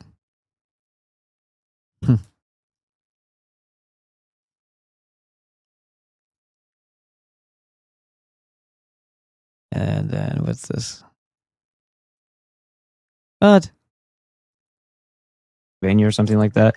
But no, this isn't the one. There's a couple. I've been putting shorts out on, not my like shorts that you wear, but hey, there's Karen. Hey, Karen. I'm trying to think. Oh yeah. So if you go into so when I see my content, it's a lot easier to do it from here. But I put a couple of Dave's from our more recent show. Like I kind of skipped over the ones that were talking about like everybody. Yes, you should be a pro member at FTJ Media, so you can watch the videos and you can become a content creator if you want to, and you can preserve your stuff so it doesn't get deleted. Like all that stuff is good stuff, right? And if you see other people's videos that you want to save there, and you're worried about other people on other platforms or other platform, taking down those videos or giving you shit, then go to FTJ Media and post them. And then you can preserve them there. That could be like your little archive, because you'll have it's $5 a month, and you'll be able to have access to everybody else's videos, and you'll also be able to post if you want, become a content creator if you want. Try it out, give it a shot. Like I honestly love this. I wish I could do it for a living. I most certainly love this, but I still need to make hot sauce. And God damn it, I guess I might need to do other things too, because I don't like being here where I am right now. I like where I was, and I wasn't that much, I wasn't that crazy when we had the store, especially not after we moved and I had to pay so much overhead and labor. When we were living there, holy shit, I was putting fistfuls of cash in the safe every fucking month, every week, but a lot. And that'd be nice to have that again going on. So I got to do something about it. I guess people, they enjoy ordering online, but it's not happening as frequently as it used to. And I'm not going to exhaust my emailers of my past customers so much that they started telling me to fuck off either. Because I like for a year, like is my max. Every a few months, I'll put out an emailer with a coupon code and try to drum up. But I don't like to bother people all the time. I'm not that I don't do things the way other people do. So anyway, there's a couple here. I'm not on TV because they control the fucking TV, you idiot. That's what I'm trying to tell you. Right. You dumb fuck. Oh, it doesn't get bigger? They don't know. They don't know anything. It's right in front of our face. You just laid it out. This is what the fucking parasite does. This is what they've done since they were spawned. They've done it to every civilization, great civilization. They're doing it to this one. You're completely clueless. And that's why we're fucked, because you're an idiot. Right. So it's up to us to fucking get upset about it and scream about it and do this and that. How do you take the captions off? But that's the crux of it. And you have a great grasp on it because it is hiding in plain sight. Oh, not on TV because they control the fucking TV. That one just struck me as funny. I enjoyed that one, so I had to post that one. Oh yeah, so Massey, blah blah blah, the Liberty. I'm wondering if that's where Dave is. If he went out to do that. Somebody said he was on the road, and then I hear about the thing in Massey, like, and it's like there's today's the official. We're going to remember the day. It's like okay. How about we remember the day that we didn't all perish because we stopped pretending. We stopped ignoring the parasite in our country. I think we need to worry more about that at the moment. Personally, yeah, it's great retroactively to give everybody acknowledgement that the Israel is bad, and if that leads to something, great. If that leads to us realizing, but I don't. Right now, it's more like, do you know how to clear a jammed round in a chamber? Like, do you know? If you got a shell case in there or whatever, do you know how to do things? Because you're gonna need to, and you need to be helpful and useful because we're under attack. That's where my head's at right now. Oh, maybe he is. Yeah, Dave's fucking man. That was such a great interview with you and Dave. Scorpio covered a lot of the problems in California, says Tiki Lounge. Yeah, I've heard him, and I think I've heard of him. I know I've heard of him, but I think I've heard him maybe on G-Mans before. I don't know if it wasn't really. It was like one of those things where like he was part of SFR or something, or part of RBN or whatever before, where everybody knew him. Then they were like, "Oh, he's coming back," and they're like, "Oh, the return of Dave Scorpio" and stuff like that. And then it's like, I don't. D-Man, I think mostly he's really good at like acknowledging people like he does. G-Man is. So the majority of what I probably know about him has to do with his interactions with G-Man. But I don't really. I very rarely catch other people's shows. Not because I'm watching mine, but because I'm looking at stuff and trying to make sense of stuff for, the next step, the next thing. So let me go ahead and drop this video on. Again, I don't care so much because the guy seems like he's been made whole. I don't think GoFundMe took the money back.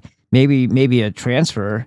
But something happened where this freaking court case, Bricks and Minifigs played nice in the public just long enough to serve papers to a bunch of people who are trying to get an 83-year-old guy's money back.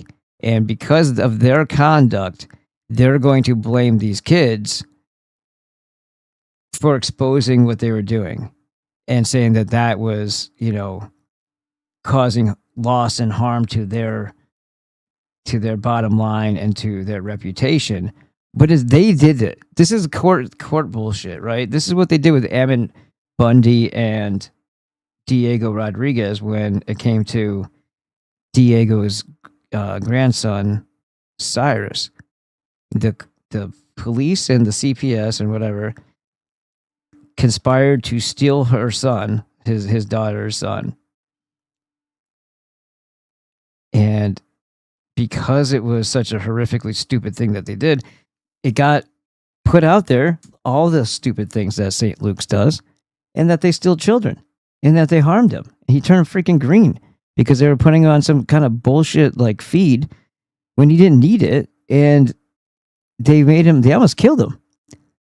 And in addition to that, like, they do gender reassignment surgeries here at this St. Luke's place. They're cutting skin off of arms and turning it into a balloon animal for a girl's crotch. They're cutting off dicks of children underage. And Ammon brought that up. These are all the other evils that these people do. Do you honestly think they're going to give a shit about stealing a child? And none of that's untrue, but they still got a fucking $50 million judgment. So they've been destroying Ammon ever since. And it sounds like this is the route they're going here too. Like the people that are completely in the wrong, they weaponize the one-sided legal system, the judicial system, in their favor. Here, I'll be right back. Yo, what up, everyone? This is gonna be a super quick video. You know what? I just realized I need more than 4 minutes. I'm sorry. I'll put this on when we get back. I need like 5 or 6. I gotta grab something.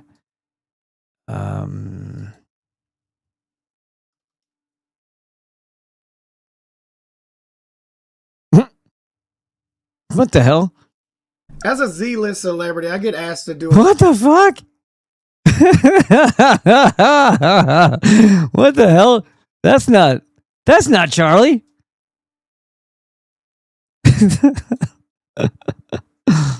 Oh man.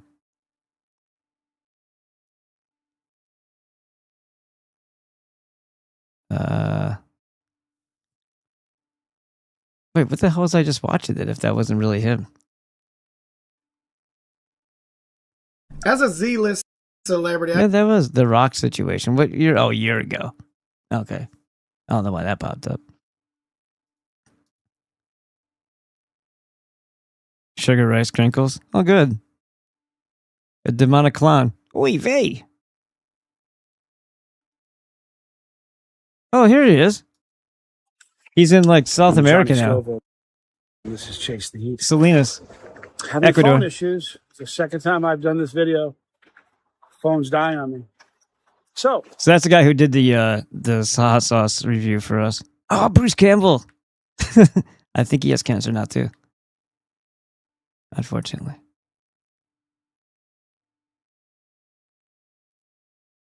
Oh yeah.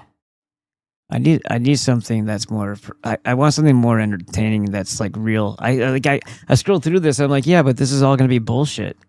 Like all this is gonna be crap. Fuck it. Let's go to. Let's try this.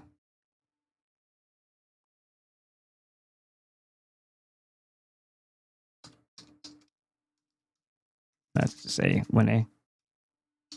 I mean 1S. You fucking faggots.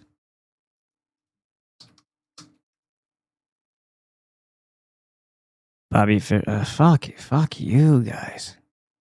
I'm not spelling Pasadena right? Yes, I am.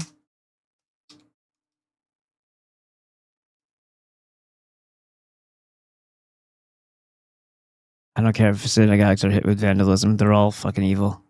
Hooray. Let's throw a party. That's the only reason why I want to know about it. Why is this being so difficult? RFB's bullshit was all caught up. We already did that. Who else am I gonna hit for information here? I told you this is why I need to start listening to more people, I guess, but I've already gone through all that, and that's why I don't listen to people anymore, because it's all typically subpar and they're missing the big fucking giant point in things. That's why taking these clips from Instagram are so important and so much better, because they don't talk long enough to fuck up. You know? It's like, what am I going to use? Let's see. Fuck it.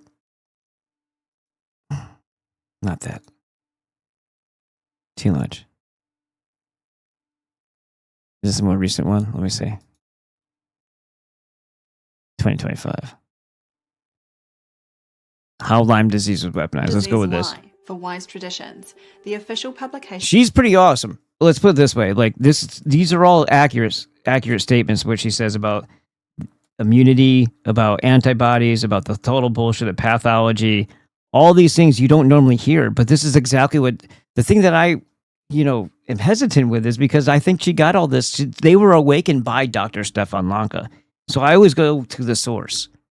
But then Stefan Lanka just narrowed his perspective to just be German new medicine. Like there couldn't be possibly any other reasons why people get sick. Like there's toxins, there's all these other influences. No, it's got to be about your emotions.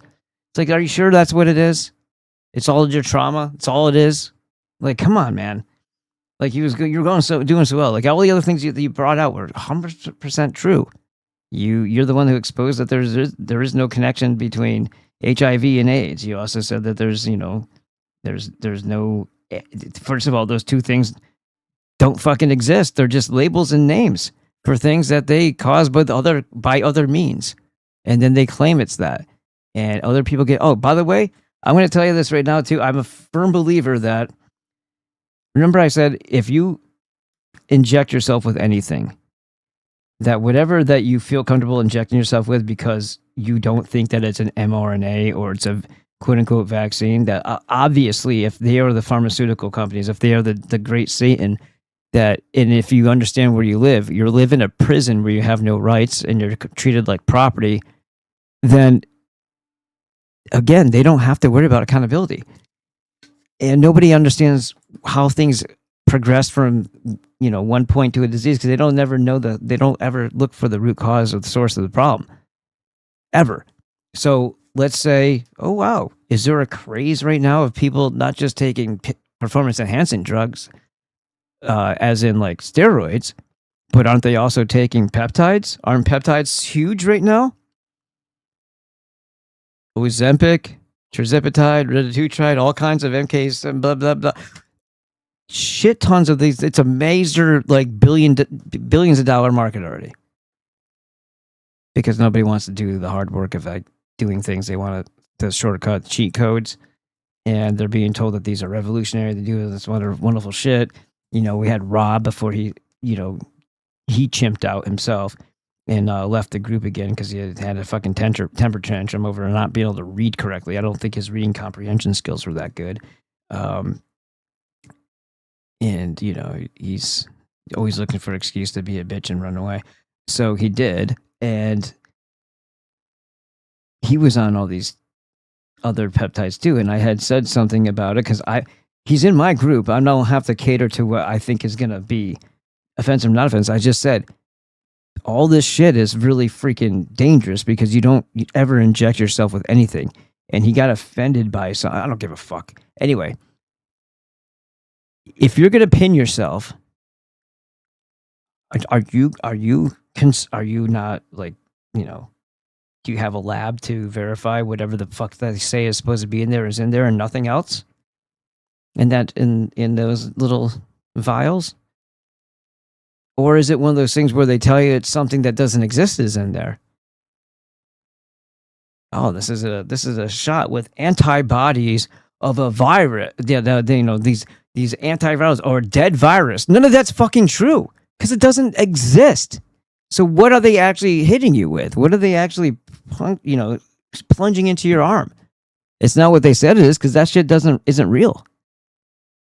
So it's some other concoction, some other witch's brew. Eye of toad, wing of bat, serum of cow, some vodka for your vodka scene. So yeah, no, I'm sorry, but I wouldn't be pinning myself with anything ever, period, for any reason. But I sure as hell wouldn't be doing it now. Because and why do you think they're attacking or targeting the young males? Well, young males would be of fighting age. They would be resilient. They would be healthy.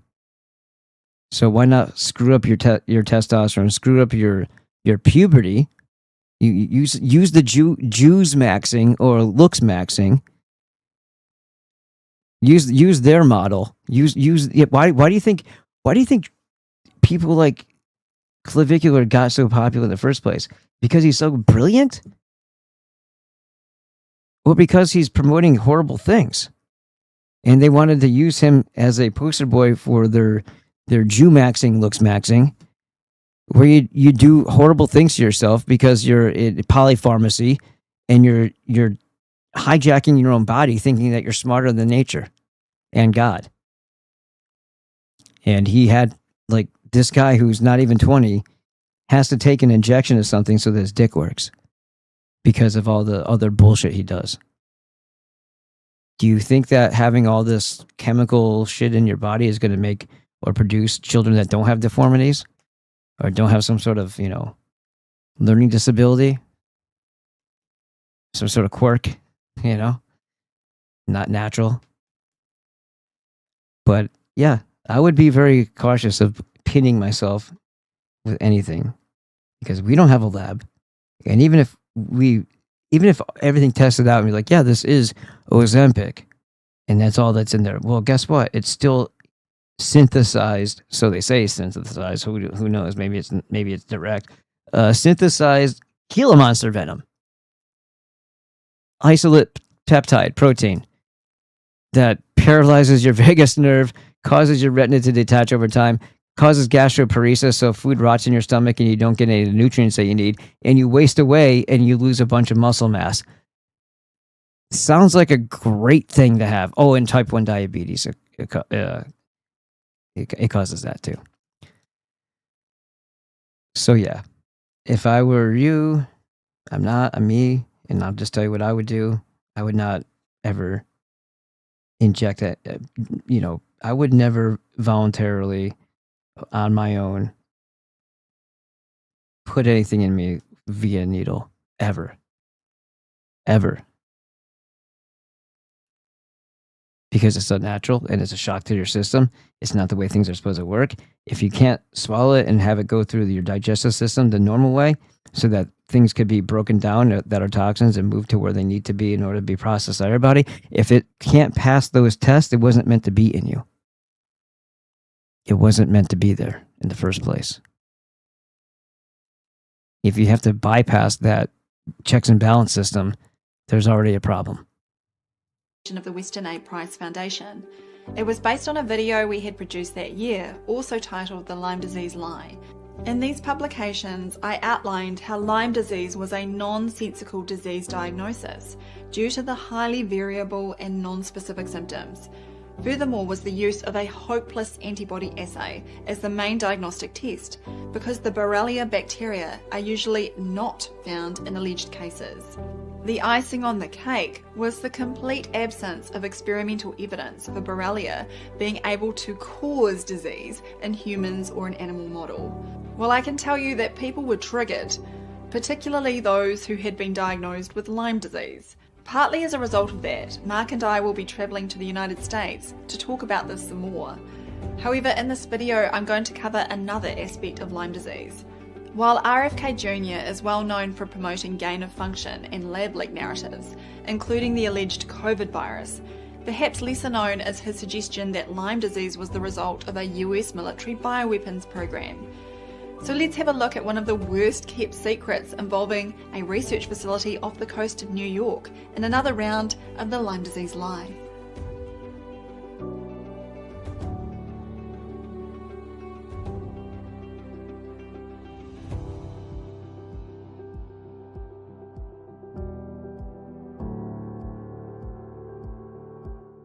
Some apparent health freedom advocates who have captured the attention of huge audiences are, wittingly or not, doing the bidding of the biosecurity state. By maintaining and heightening the fear factor of the gain-of-function boogeyman, these influencers are creating fertile ground for future psychological terror campaigns. Health Freedom Defence Fund. Plum Island is a small island, about 840 acres in size, located off the end of Long Island, New York. Note that it is only about 15 miles from Old Lyme, Connecticut, on the mainland. This is of interest for some people because that is where Lyme disease got its name in the 1970s, when a cluster of alleged cases were identified. It is a theme that is reminiscent of the COVID-19 show. Remember, in early 2020, when images of the Wuhan Institute of Virology were everywhere, and diagrams such as this one, showing its proximity to the wet market, were presented as the smoking gun. But then the lab leak was dismissed as a crazy conspiracy theory, before doing a boomerang and coming back to be an official narrative. Look, even the map is back on this White House webpage. China. In what looks like a movie trailer, Operation Warp Speed's Donald Trump is back in the starring role. Lyme disease is not at these Hollywood production levels, for now at least, but has a similar plot line. In fact, last month, Newsday published an article with the title, "Did Lyme disease originate on Plum Island? Scientists, federal agency, shoot down RFK Jr. theory." They reported that infectious disease experts, as well as the Department of Homeland Security, which runs the Plum Island Animal Disease Center, dismissed the possibility that Lyme was created as a biological weapon. The bacteria responsible for Lyme disease has been found in specimens dating back well before the establishment of the government research lab on Plum Island, including in tick samples and in a 5,300-year-old mummy. At this point, bioweapon supporters are likely to accuse government officials of covering things up, just like they did with COVID, right? To those that are awake, this is another clown show where the public are offered two narratives, seemingly with science and experts on either side weighing in with their opinions. 2 + 2 is 4. 2 + 2 is 4. 2 + 2 is 4. I can see why this is so popular. It was indeed frustrating to see people becoming aware of so much of the COVID fraud, whether it be the vaccines, PCR tests, face masks, or lockdowns, but then not seeing that the basis of the fraud was also a fraud. Instead, they hold that the media, who couldn't be trusted about any of these things, can be trusted to bring truthful information about virology and germ theory. The sharing of biased and false news has become all too common on social media. More alarming, some media outlets are true without checking facts first. Unfortunately, some members of the media use their platforms to push their own personal bias and agenda to control exactly what people think. Going back to the Newsday article, it also maintains the establishment's overall Lyme disease narrative, keeping the public on the plantation intentionally or not, with a couple of options. As we have outlined before in a number of presentations, government agencies and mysterious research facilities are often key elements in the script surrounding alleged bioweapons. For example, in Gain of Function Garbage, we covered the fanciful story that DARPA and the Wuhan Institute of Virology created a new virus in the form of SARS-CoV-2. In Bioweapons BS, we investigated Ken Allebeck and his unverifiable claims about Russian bioweapon programs on Rebirth Island, as well as alleged Ebola virus research inside England's Porton Down military campus. Then in Bioweapons 101, the story of anthrax, we covered the apparent accidental release of anthrax spores from a military microbiology facility in Sverdlovsk in the former Soviet Union in 1979. It's always very helpful that these facilities and many of the associated agencies make so much of this top secret information about germ warfare available to the public. Now, Plum Island, New York, is not quite one of these worst kept secrets, probably because the involved germs are not as good for fear-invoking clickbait. Or perhaps it doesn't seem as exciting as the more famous Fort Detrick base, operated by the US military. On the lighter side, it seems even Hannibal Lecter couldn't hide his disappointment when offered a free vacation to Plum Island. Plum Island Animal Disease Research Center. Sounds charming. That's only part of the island. There's very nice beach. Tern's nest there. There's beautiful... Terns? The Newsday story goes on to state that for the last 70 years, Plum Island has served as a highly guarded federal animal research facility to protect the nation's livestock and other animals from African swine fever and foot and mouth disease, which can devastate the food supply. Its isolated location and mysterious history have led to... Yeah, all causative lies. Like, when they tell you all these things that are occurring, they tell you, and it's usually an allusion to not the illusion, an allusion to it being either a virus or a bacteria that they've never confirmed actually causes anything to happen. Bacteria are there to clean things up. Various theories about what goes on there. Oh, and by the way, when you put living things in a fully sterile environment, like Pasteur was trying to do, everything dies because there's a symbiotic relationship between the microbes, the quote unquote germs, the bacteria, and life. You can't have life without it. Oops. The article then goes on to discuss some books that RFK Jr. had mentioned as possible evidence that Lyme disease was part of a military bioweapons program.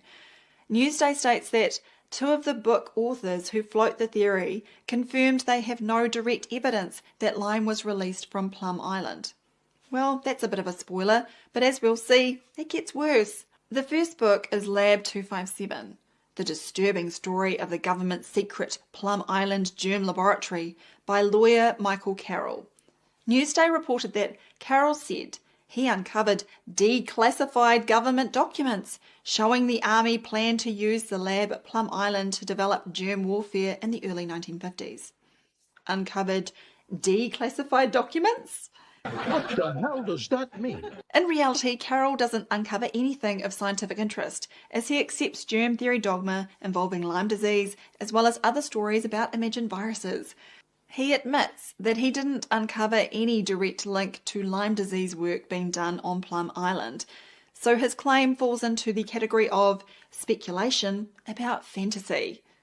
The other book is Bitten by Chris Newby.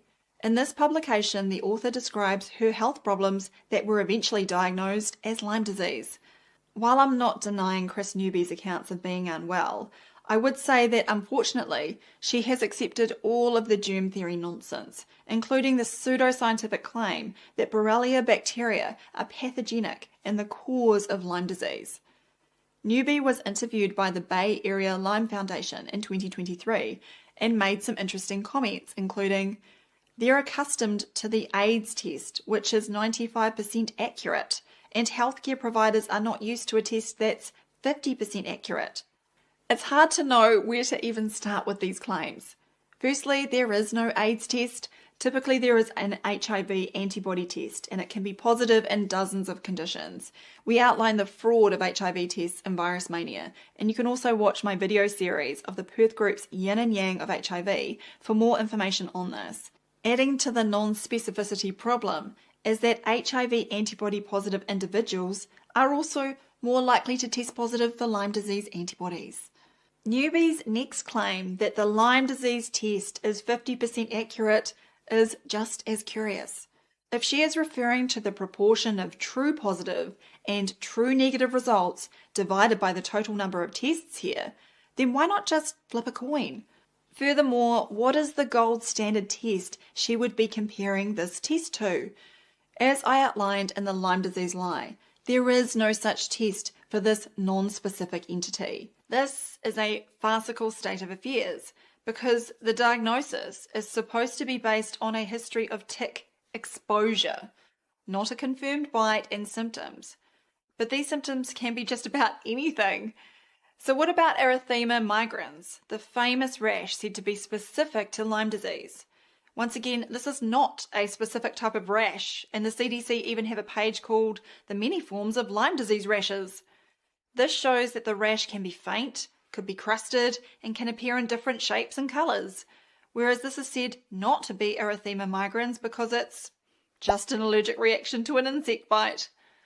At this point, we are likely to get some practitioners claiming that they know Lyme disease when they see it.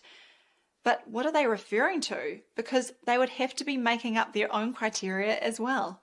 The wisest thing Chris Newby appears to say is, there's an over-reliance on believing tests are real. Right. Unfortunately, though, she is complaining that the Lyme disease antibody tests are missing cases.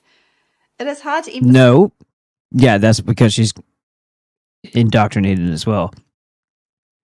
There's no reason to take a swab. There's no reason to test for anything. The whole COVID thing was a complete and total farce. You can't test for something if you don't know what you're looking for. You can't test for something if you've never verified that it exists.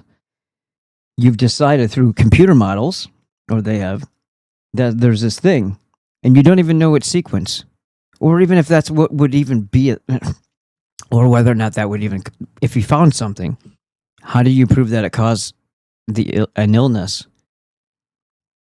And when they look for common sequences that people have in their body already,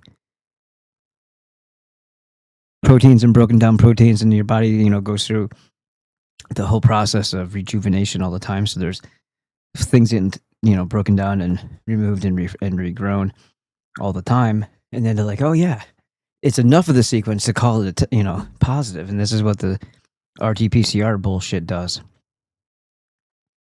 But they never actually, so basically you're testing positive for being you. Okay, testing positive for being you, and then now you have to be quarantined for 2 weeks and lose time with your family. But I wasn't letting them do that to me. So when they said I needed to swab, and first of all, I don't trust demons, and I know where we live. I knew where we lived back in 2021 when this happened. I knew where we lived as far back as 2011 when I first had, like, I knew that this place was shit and, you know, government and police were corrupt and all that, but I didn't go this deep into it until I had my experience in 2011 and 12. Otherwise, I probably wouldn't be even here talking to you. But, 'cause I wouldn't have enough to say. I'd be doing something else. But yeah, they don't, the entire fraud of this, having to swab, there's no way I would let them touch me with something. I've seen people pull out magnetic strands from the swabs. And who's to say what type of small particles, nano, if you want to call it that, what type of sensors or whatever, what is it that they're actually rubbing onto you that they would refuse to let me do a spit test at LabCorp right across the street that they actually work with? They work with LabCorp. They told me they don't accept it. I'm like, but you work with LabCorp. Okay, send me to the testing facility that you will take from it. And the reason why I was saying send me somewhere else is because they said they don't do it there. I'm like, well, then I'll go someplace that does. What do you mean you don't do it here? Isn't testing a test? Like, you have a saliva here, you have a swab there. Like, they don't do the test on site. They send it out. Oh, so you trust that chain of custody too? Wow. This hospital is really, really, you know, has a lot of faith in other entities that are involved. They don't even do their on-site bullshit, you know, parlor trick. They send it out to some other place that has no accountability whatsoever. And they're going to tell you, without mixing up people's files or the simple fact that the whole thing is a fraud in the first place, they're going to tell you that you tested positive for something that doesn't fucking exist, and they don't have any idea whether or not that something that doesn't exist is even the cause of whatever the problem is that they perceive is happening. They perceive. Fully healthy, broken hand. Swab. No. I said it nicely the first few times. They're like, well, then you can't have your surgery. Like, what do you mean I can't have my surgery? It's an urgent matter. Dr. Todd Runyon, the orthopedic surgeon with like 30 years experience, I don't know how much experience he had, but he was really good at what he did. And I said, he's telling me this is urgent. He's telling me pins and plates. You're telling me to go fuck myself? And I said, how do you do that? I didn't come in here for an illness. I came here because I broke my hand, broke my wrist. And I wasn't taking my 90 back then because I didn't fully understand it yet. I didn't know it yet. So, yeah, that was kind of bullshit, wasn't it? Yeah. And I went through all that stuff. Like I told you, Alphonse Fagiolo, whatever the hell his stupid name is. He's kind of an asshole, though.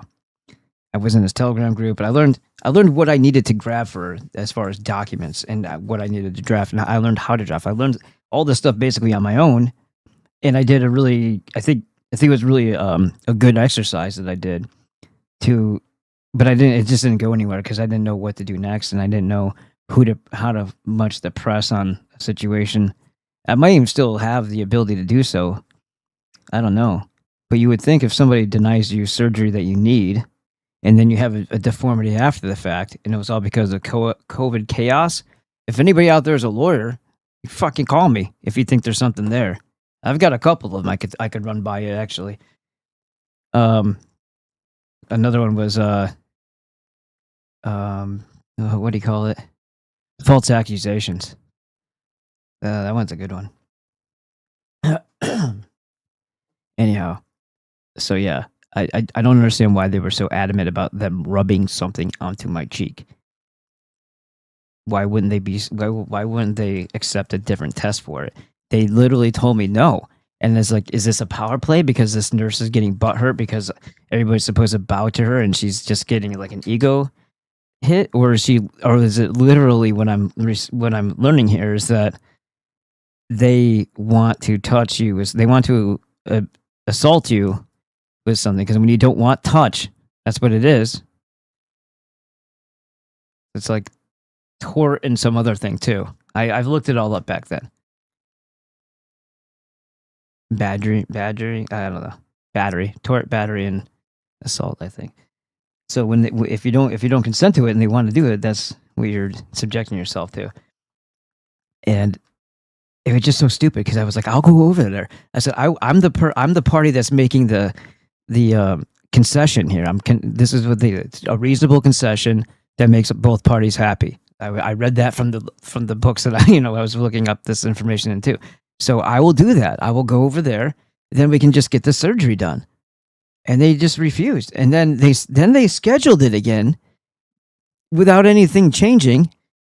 And I'm like, somebody talked to somebody, I guess, because they didn't, And then right before it was supposed to happen again, I get a call from a private number, so that was blocked. And I'm supposed to trust this, right? I hate the way that people do things. I can't even verify who you are. You're telling me I'm blah, blah, blah from blah, blah, blah. And I said they were a board member. It was this woman, Liz Chapman. Charlie was a Chapman, and he was a Jew, so just saying. Yeah, you can either we're gonna take you off the schedule, or you can do the thing. Like we've gone over this, not doing the thing, and you already told me that that we were good to go. So what the hell's not? What's going on now? I go, what's your name again? And then she hung up on me. Like, real professional. Just how bad this test is. For example, when they checked a group of healthy blood donors in Norway, it came back positive in 18% of them. In other words, even on their own terms, most people with positive antibodies do not have the alleged specific disease. And keep in mind, as always with antibody, just another strain of bullshit that they think means something, and then they call it an antibody. Have you ever taken a picture of an antibody? No. Do you know? Can you isolate one? Can you show us that it does something? That it actually does the thing that you say it does? What is it a remnant of? Or is it? It's potentially something that the pleomorphic microzyma might make during a time of an intrusion, that it would develop something because it morphs into the thing that it needs to correct an incorrect thing in your body. Like, so let's say you've got but that would also assume that there's a bacteria that's not just going in there to eat toxin. So if there's a toxin, then it would probably be producing a bacteria, not so much an antibody. There's a lot of weird stuff about this because none of it makes any sense. Immunity, she talked about.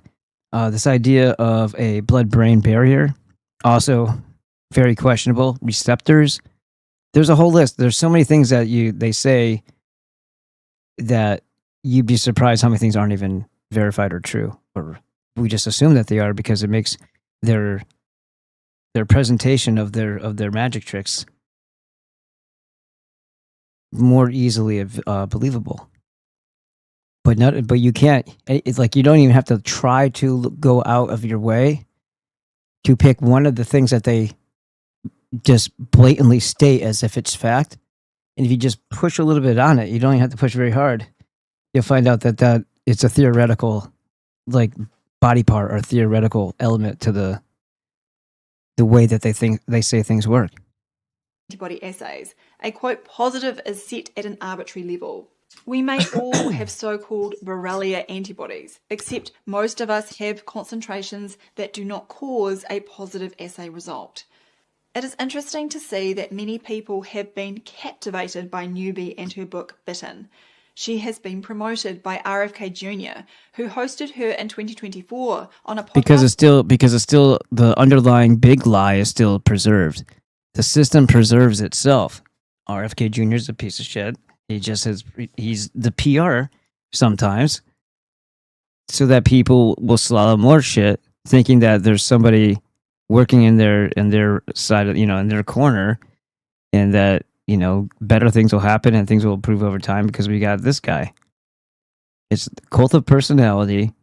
It's saying what they know people want to hear and feeling like they're getting somewhere because somebody in that position is saying it. Meanwhile, things continue going the exact same way that they are. No matter what the fuck he says, there could be another planned or pretendemic occur, and they would go through the same bullshit again, and he would not have any effect on it whatsoever because he's not supposed to, and he probably doesn't want to. But he does fill in the role, and he's playing his part, and that's why they picked this girl, who still preserves the underlying main lie, and just inaccurately challenges the details of said lies, but still presupposing that the main lie is real. Main lie is real. Haha. It's titled Bioweapons and Lyme Disease with Chris Newby. I test positive for Lyme disease. I got the Lyme disease. No, you didn't. From one of these ticks. This podcast followed on from 2023 when Children's Health Defense published as Oh yeah, by the way, Children's Health Defense is another fraud, and he's involved in it. It's people get very offended when I say that, and it's exactly what they want as well, because it's the most horrific. Once you realize what they are doing and the type of trust that they're betraying and what they're posing as, they're not smart enough to understand that the very things that they're trying to prevent, it's like they don't challenge the virus thing. They don't. They'll say something about a particular virus or a particular instance, like when COVID was going on. Oh, don't give them this thing. Don't give them that thing to treat their, and then they'll say it like as if it's a real thing. Taking dyes out of food. Hooray. Way to go, RFK Jr. Fucking asshole.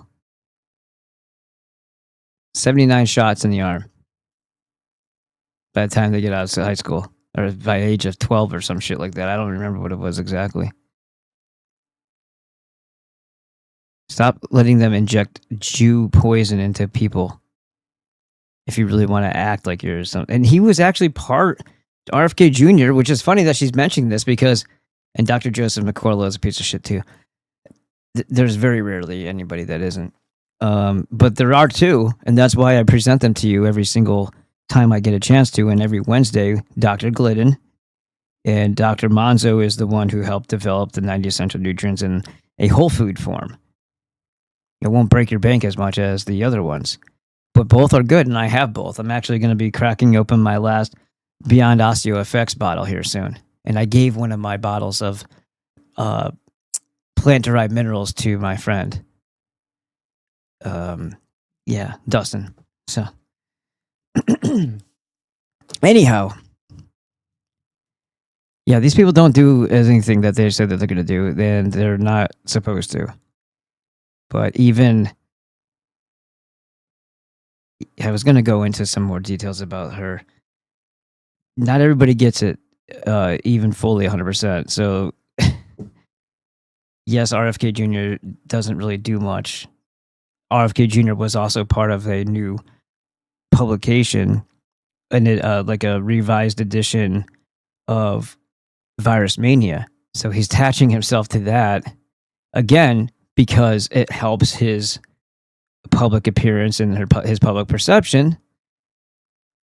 So when he gets onto Maha, everybody's excited. Everybody's excited. Wow, we win! Let your guard down. We're making progress. And then anybody who was actually useful was completely ignored, and they got fucking faggots like Dr. Eric Berg, who I did follow for a little while because I was doing keto at the time. But that's all he does. And then he bullshits and tries to sell you fractionated nutrition and fucking vitamin D supplements, which are not good for you. And a multitude of other things. But some of his information is correct. Otherwise, you wouldn't listen to him. He wouldn't have 9, 10 million. Well, I mean, that's not true because there could be 10 million retards out there quite easily. And they might just like the way you say things that aren't said often, you know? But no, him being on the panel, he may as well have Dr. Artis on there too, and that other fucking Henley asshole, Henry Ely, the freaking traveling freaking salesman. God damn. What is a good analogy for them? Used car salesman isn't the right thing. It's more sinister than that. It's like when a circus blows into town. But more. It's actually really going right back to the whole pushing the cart with the potions that are supposed to make it rain and cure all your ailments type of shit. But it's really just a bottle of fucking bullshit. Yeah, like that. That's what they made Maha into, a joke. But yet he got his street cred being on the Virus Mania book. Disease, the result of a bioweapon gone wrong. And Sam Bailey was part of that refreshed edition too, which is interesting that she would be discussing. I'm glad that she's still critical of him and not just like, oh yeah, he's our buddy now. By another gain of fiction proponent, Dr. Joseph McCullough. None of them seem to grasp that Borrelia has not been shown to be pathogenic. Right, it's just a matter of finding it. It's like, oh wow, we found this thing. Yeah, but what does it harm people? Like, you could have all these bacteria, and you probably do in you right now. You test positive for it when there's enough of them in you for them to find. And again, how is it that we even believe in a test like that? Does it send out like a signal all throughout your body to find wherever nook and cranny this bacteria might be hiding? And it like, or do you smell its fecal matter? And that's what the test, that's the shit of a Borrelia, blah, blah, blah. Obviously, you can smell it from over here. Like, if you're just doing a blood sample or whatever you're doing, a saliva sample, it would have to be in that particular part of it. Is everything uniform? Completely mixed? No. So you don't know if you have something or not. That's why another thing that they did is they frequently, constantly test you because it's bullshit in the first place. But anyhow, until they get the answer that they want, which is not going to be the answer that you want. But anyhow, yeah. So yeah, I have this bacteria in me. Well, apparently it's doing just fine because if you feel fine and there isn't an active process going on in your body to remove it, and you're not sick, then it's not harming you. Scientific study. Let's have a look at the equation. But it's probably doing something that it needs to be doing while it's in there. Otherwise, it wouldn't have anything to eat, and it wouldn't survive in there. It wouldn't stay there very long. So if it's sustaining life inside of you, it's because there's an environment there for it. If there's no environment for it, it can't remain. Equals no bioweapon. As a reminder, right? No bioweapon. Exactly. This the gain of function, dude. You guys are just making poisons in the lab and calling them viruses. They're not. If you're doing anything at all besides laundering money into bullshit and then talking about lab leaks, it's all that whole entire fucking line of discussion is bullshit. Bullshit. 0 times 0 is still 0. 0 times 10 is still 0. If you don't have a virus and you don't have even a bacteria that you've been able to prove causes any type of illness in a person, changing the way it does things, that thing that doesn't exist, like that virus, altering it to make it super fucking fake. What does that do? Nothing. So it's a lie. Either they're just funneling a shit ton of money in there for this, and then they're just doing a mock lab thing. They do this all the time, by the way. They've had empty buildings that said AIDS research on them in New York City, and they're getting millions of dollars. My stepfather encountered one, and he said, if you want me to talk, if you want me to write my audit, I have to be able to tell the truth, otherwise don't send me there anymore. So there's that, and that happens frequently. And all these labs that he used to audit, they were often, very often, skewing the results deliberately, and he'd catch them. There is no science anymore. Science is dead. And all these people are completely full of shit. And they believe their own bullshit, or they believe the previous bullshit, because if they don't believe, if they're skeptical of everything, then they can't make these these like lukewarm intellectual extrapolations from that information to make predictions and theorize about it, because they need source material first to be true. So they have a vested interest in that source material being true, because you don't become rich and famous for figuring out how nothing became something. It would have to be something first. So if you say this virus mutates into this other thing, or whatever the fuck you'll say, and it causes this sort of pathology, and this is yada yada yada, and you're like the HIV to AIDS thing, like that type of thing. It doesn't exist. So how do you say that? But you have to, by you going the next step in the minds of the public, what you're doing is you're solidifying and validating and confirming that the first part of in the process was already confirmed. It was already verified. So viruses have to exist. Otherwise, how could you talk about gain of function? Viruses have to exist. Otherwise, how could you talk about them leading to this disease? You see what I mean? Like, the corrupted data at the very beginning is where everything after that is completely useless and pointless and a lie.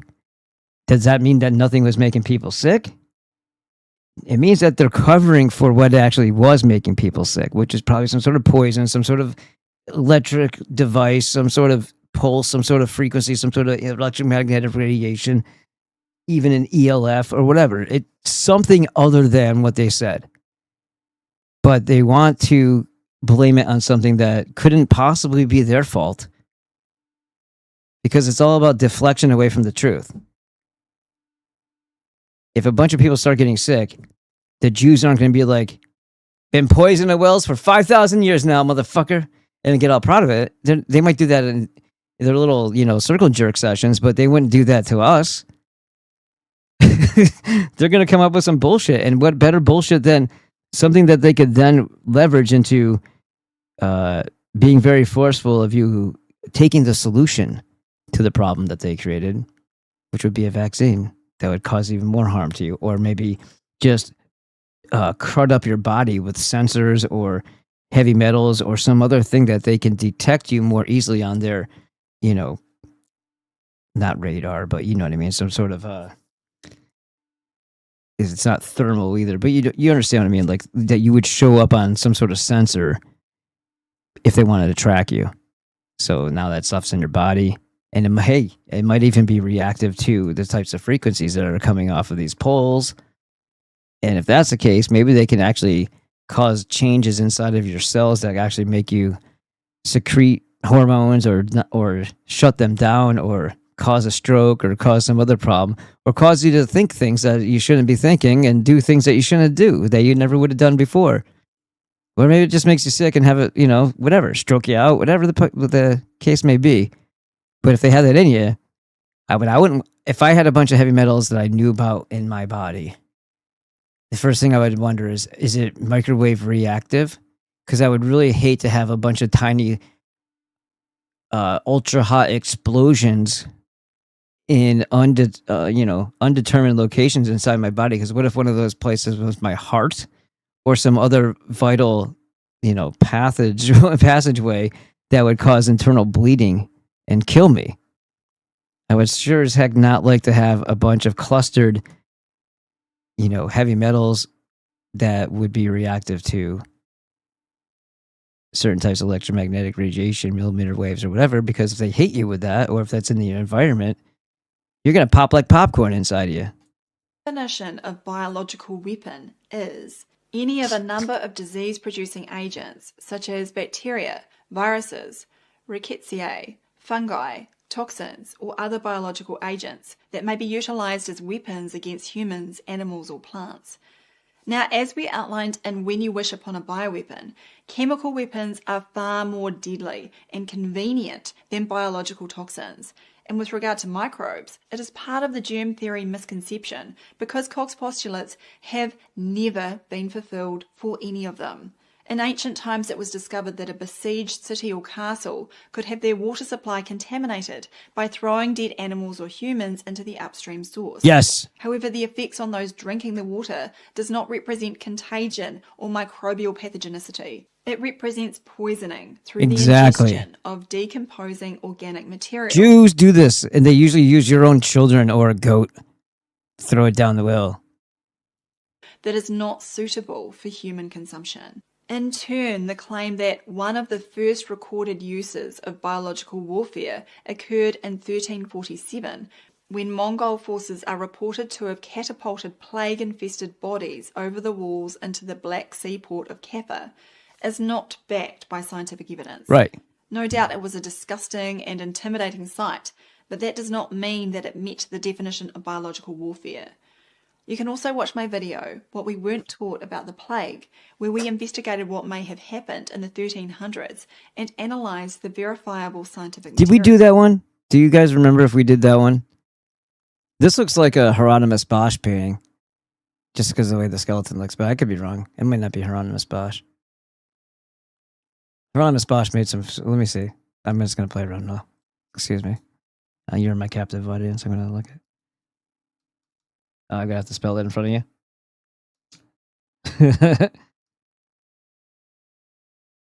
Yeah, it is. Hieronymus Bosch. Yes. That looks similar.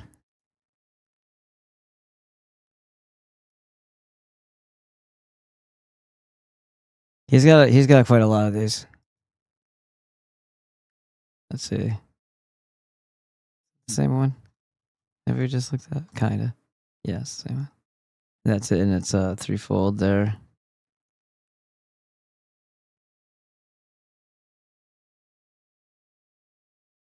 That one's different, but it's the same. It's just brighter. Go with that one. Ah, really?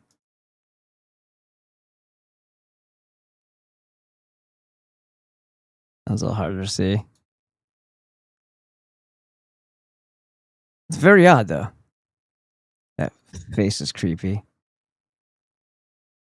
There's more.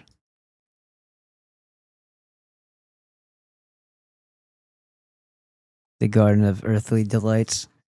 Let's look at images. Jesus. Is that him taking a picture of himself?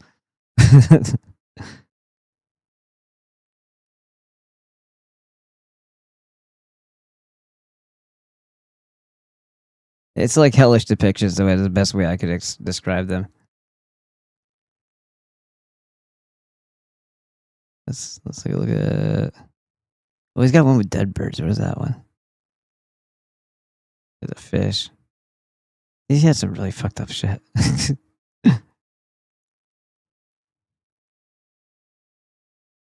Nothing's ever normal with him. Where's the birds? I just saw it. That wasn't the one I was thinking of, but that one's also creepy. Like, what the hell am I looking at there?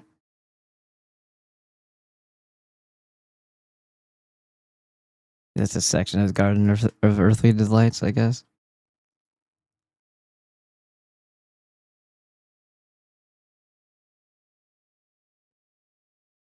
So a lot of these, I guess, are close-ups of different portions of the... Let's see this one.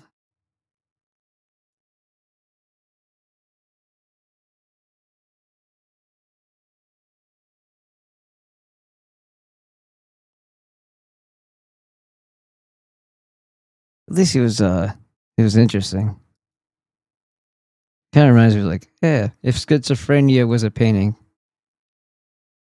or if the the depictions of hell, I guess you could call it too. There's Jesus. It looks like.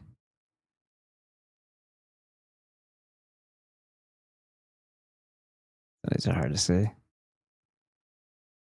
That is a bigger one, I think.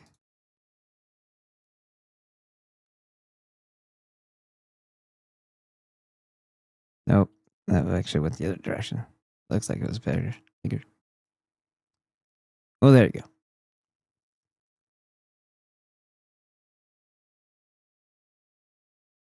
Oh, no. Real. Once again, there was no evidence that the condition called the plague is contagious, and no evidence that the implicated I bacteria. guarantee you it probably wasn't. And if there was a bacteria, but again, this is the 1300s that they're saying, they're looking back and saying, oh, it was a bacteria. Bacteria show up when there's toxins. So if everybody had the bacteria, which how the hell did you figure this out if it's something that happened that long ago, back before anybody would have been able to know or note down or see any of the shit? If everything about history is what they say it is.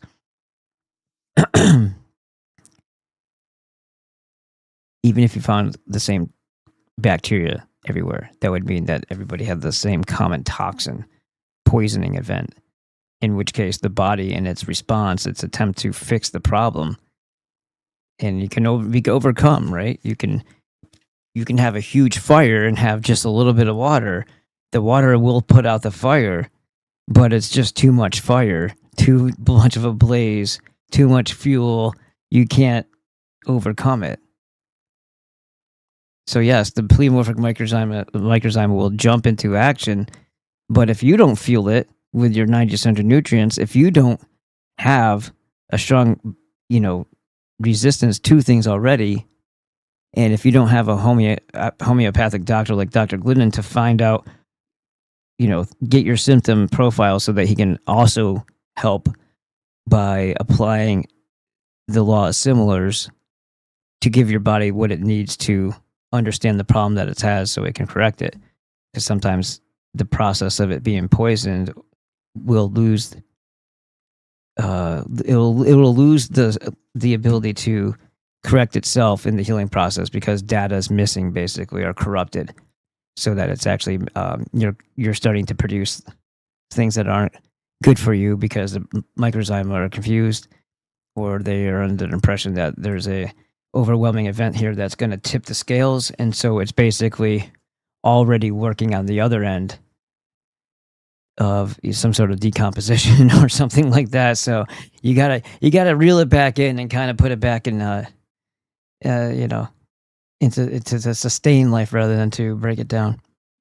So even if you found a bunch of this shit and it was in everybody, which it didn't because this was 1340s or something like that when it happened, yeah, it just means that everybody was poisoned by the same thing, and the body responded by creating this particular bacteria in order to fight it. And again, because your pleomorphic microzyma do that. Yersinia pestis. You don't get bacteria from over here and over there. It's manufactured from within. And if you don't have that toxin in your body anymore, they go back. They reduce back to a neutral state. The bacteria doesn't stay in there anymore because they were created for a job. When the job's over, there's no food for it. They go away. Is a pathogen. The gaslighting surrounding bioweapons is certainly effective. In my husband Mark's essay, and honestly, like if anything is an antibody, it would be a bacteria, because that's what's sent out to eat the toxins.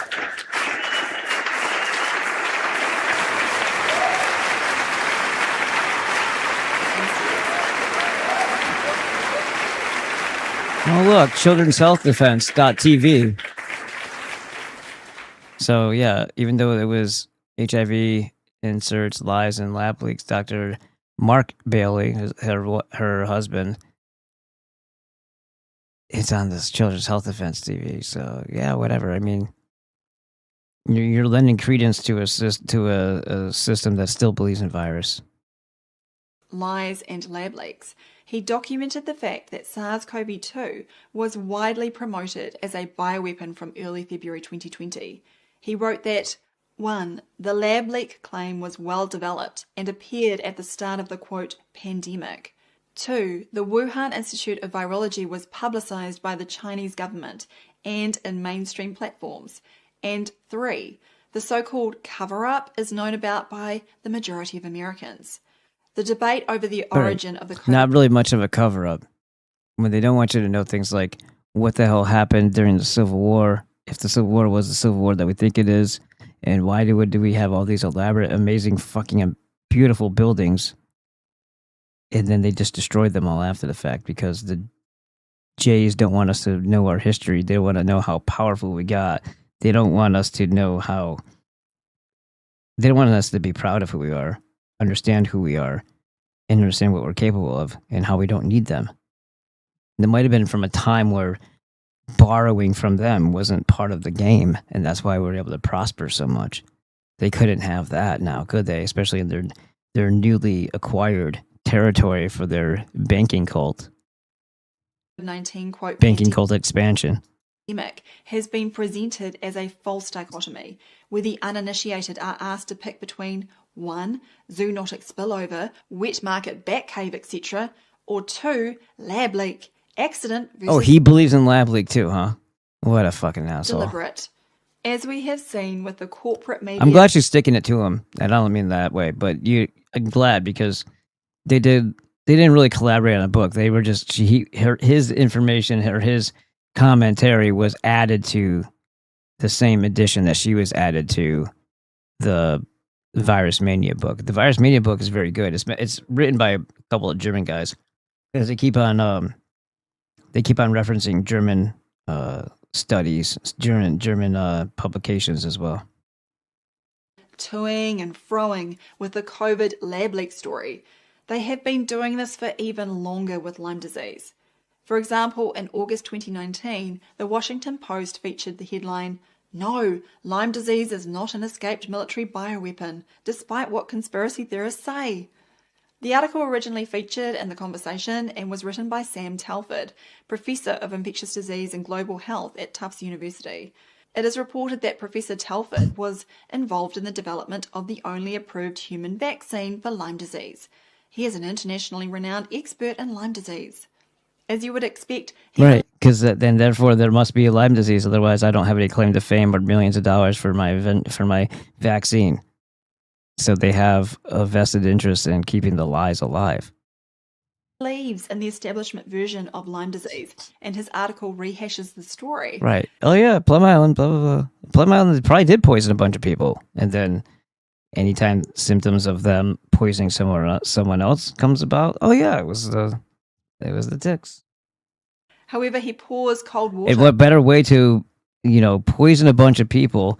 Like if you're going towards another poisoning event, oh man, what better way than to first sprinkle a bunch of ticks and boxes of these ticks, if that's really a thing. Maybe it is. Maybe people saw tick boxes in the wild. I don't think they've shown any pictures of them. I think they've staged a couple of the pictures. Like we used to buy ladybugs to get rid of aphids. So they would come in a little thing and we'd be like 100 of them or something like that. I forgot.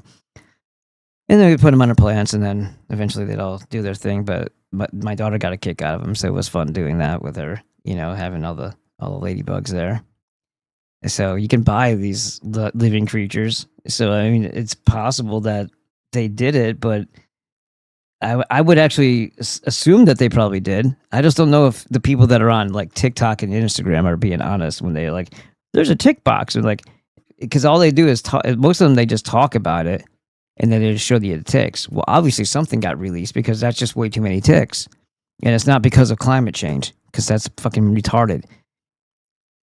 But if you're going to poison people or you're planning on poisoning people within the certain, window of time, what better thing to do first if you don't want them to be putting two and two together as to where it came from, because that might lead back to you. Well, sprinkle ticks. You've already established falsely that ticks are carriers of this, that, and the other thing. And yes, things have venom, things have poisons, things have, they can make you get infected and all that stuff because of various reasons. But does that mean that it was carrying a specific thing? Are they radioactive ticks? Wouldn't that kill the tick? I guess not, because they make flies radioactive. Remember, that's how they're gonna go after the bot fly that drops those the screw worms. They're deploying radioactive flies and radioactive mosquitoes into the wild because they can't stop playing God in the most inaccurate reverse way possible to make problems worse because they hate all human life. They're not trying to fix problems. We are still under the assumption that they want to fix problems because they're doing it at an official capacity. They don't care about our recognition and our claps. They want us dead. They don't care if they make the SEALs clap. It's really easy to make them clap. They don't have to go through these elaborate things. You can lie to somebody, rob them, and then tell them that they just have to endure it because it's a short-term pain for a long-term gain, and they'll clap like SEALs and wear red hats. So you don't have to you try very hard to gain recognition and all this other shit. The only way you do that is if through that process of the stupid ass ritual, you make people more stupid, and by doing so, you get a reward from the cult in the form of fake monopoly money that you can buy things with in their fake world. Then yeah, maybe you would drag it out. But in reality, there's no point in doing it because they want us dead, and that's the ultimate goal. On the bioweapon theories. It gets more interesting in the comments section of the Conversation article when Chris Newby, the author of Bitten, gets stuck in, clearly not happy about the professor dismissing the possibility of biowarfare. Naturally, both Telford and Newby are on the germ theory plantation, so they are engaging in a debate downstream from the unestablished hypothesis of Borrelia having disease-causing abilities.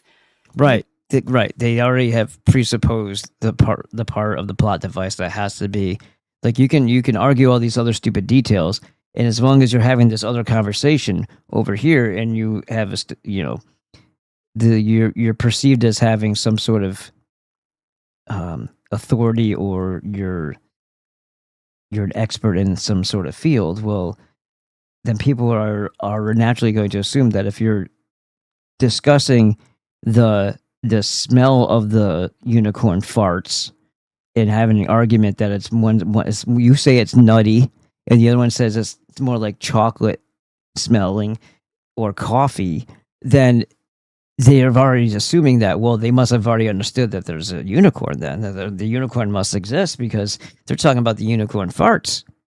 Why would they be arguing about the unicorn farts if there's no unicorn? This is Jewish sorcery right before you. And states that the evidence laid out in Bitten leads us to believe that a different organism, likely a rickettsia viral hybrid, was made more... Well, the first word is... the hyphenated word is already wrong. It's a viral hybrid. It's a viral nothing, asshole. Virulent by military scientists. Uh-huh. Now we have certainly come across... Right, we got to have the big sci-fi thing. No, see, it was existing here this whole time, not harming anybody. But then scientists took this thing that nobody's ever been able to isolate, and they, including them, and they made it do something different. How they do that? Magic. It's best you don't know. These strange claims in the world of germ mythology, but this is one of the strangest. It involves microbes that have not been shown to be pathogenic, combined with entities that have not been shown to exist, right? Then being manipulated in a laboratory. But this doesn't seem crazy to everybody because they don't know that the true value of any of these statements that are being made. They don't know that X doesn't exist and that Y is benign or has never been shown to be anything, because they've already, someone who's smarter than them, or when they first heard somebody talking about this thing, they were already discussing it as if it was a foregone conclusion that this particular bacteria caused this particular illness. And when you find that it doesn't, and you can do this test with tissue, you can do this test with people, and if it doesn't cause this problem, Well, then how do you say that? Oh, it's just what the other people. That now does it become a genetic thing? Is Lyme disease genetic because this person didn't get sick, or is it because they had their 90 essential nutrients, they didn't get sick, or is it simply because bacteria don't work like that, and you should stop hating germs and stop using hand sanitizer? Wash your hands, great. Washing your hands doesn't get that shit seeped into your body. Hand sanitizer is not good for you. It is not. Bioweapons are a fantasy concept, and unless one counts injectable application that only damage the recipient. Never let anybody do that to you. Never let anybody do that to you. There is no basis for viable products in the real world. That is why ourselves, Stefan Lenker, Andy Kaufman, Tom Cowan, Mike Stone, Christine Massey. Okay, so of all these people, the only two I like are the top left corner. I'm sorry. The first three. Dr. Stefan Lanka is the man. Dr. Sam Bailey is not the man. And by the way, Dr. Sam Bailey, I sent you a guest request. Where the fuck is your response? Mark doesn't say much. He pops on every once in a while, and like back during the COVID thing. She's mostly the spokesman for both of them. Dr. Stefan Lanka is the man. I've been following him for quite a long time. My interaction and my discussion that I had with this guy and the lead up and the aftermath of that event, where I also had Dr. Monzo and Dr. Artis on that same panel, it was not a good experience at all. This guy was trying to fucking psychiatry us to death, and then this asshole and his freaking smug attitude from top to bottom. He is an MD, or was. He bought all the bullshit. For him to come out with a bullshit posture and arrogance when I actually understood the shit better than he did before he did, and as far as my lifetime is concerned, because he went through the whole process of going through all that indoctrination and then doing the wrong thing to people. These people don't have any remorse for this shit. They don't have any. They don't reconcile that with everything else. They still just maintain a new smugness when they think they get a new piece of data that makes them special.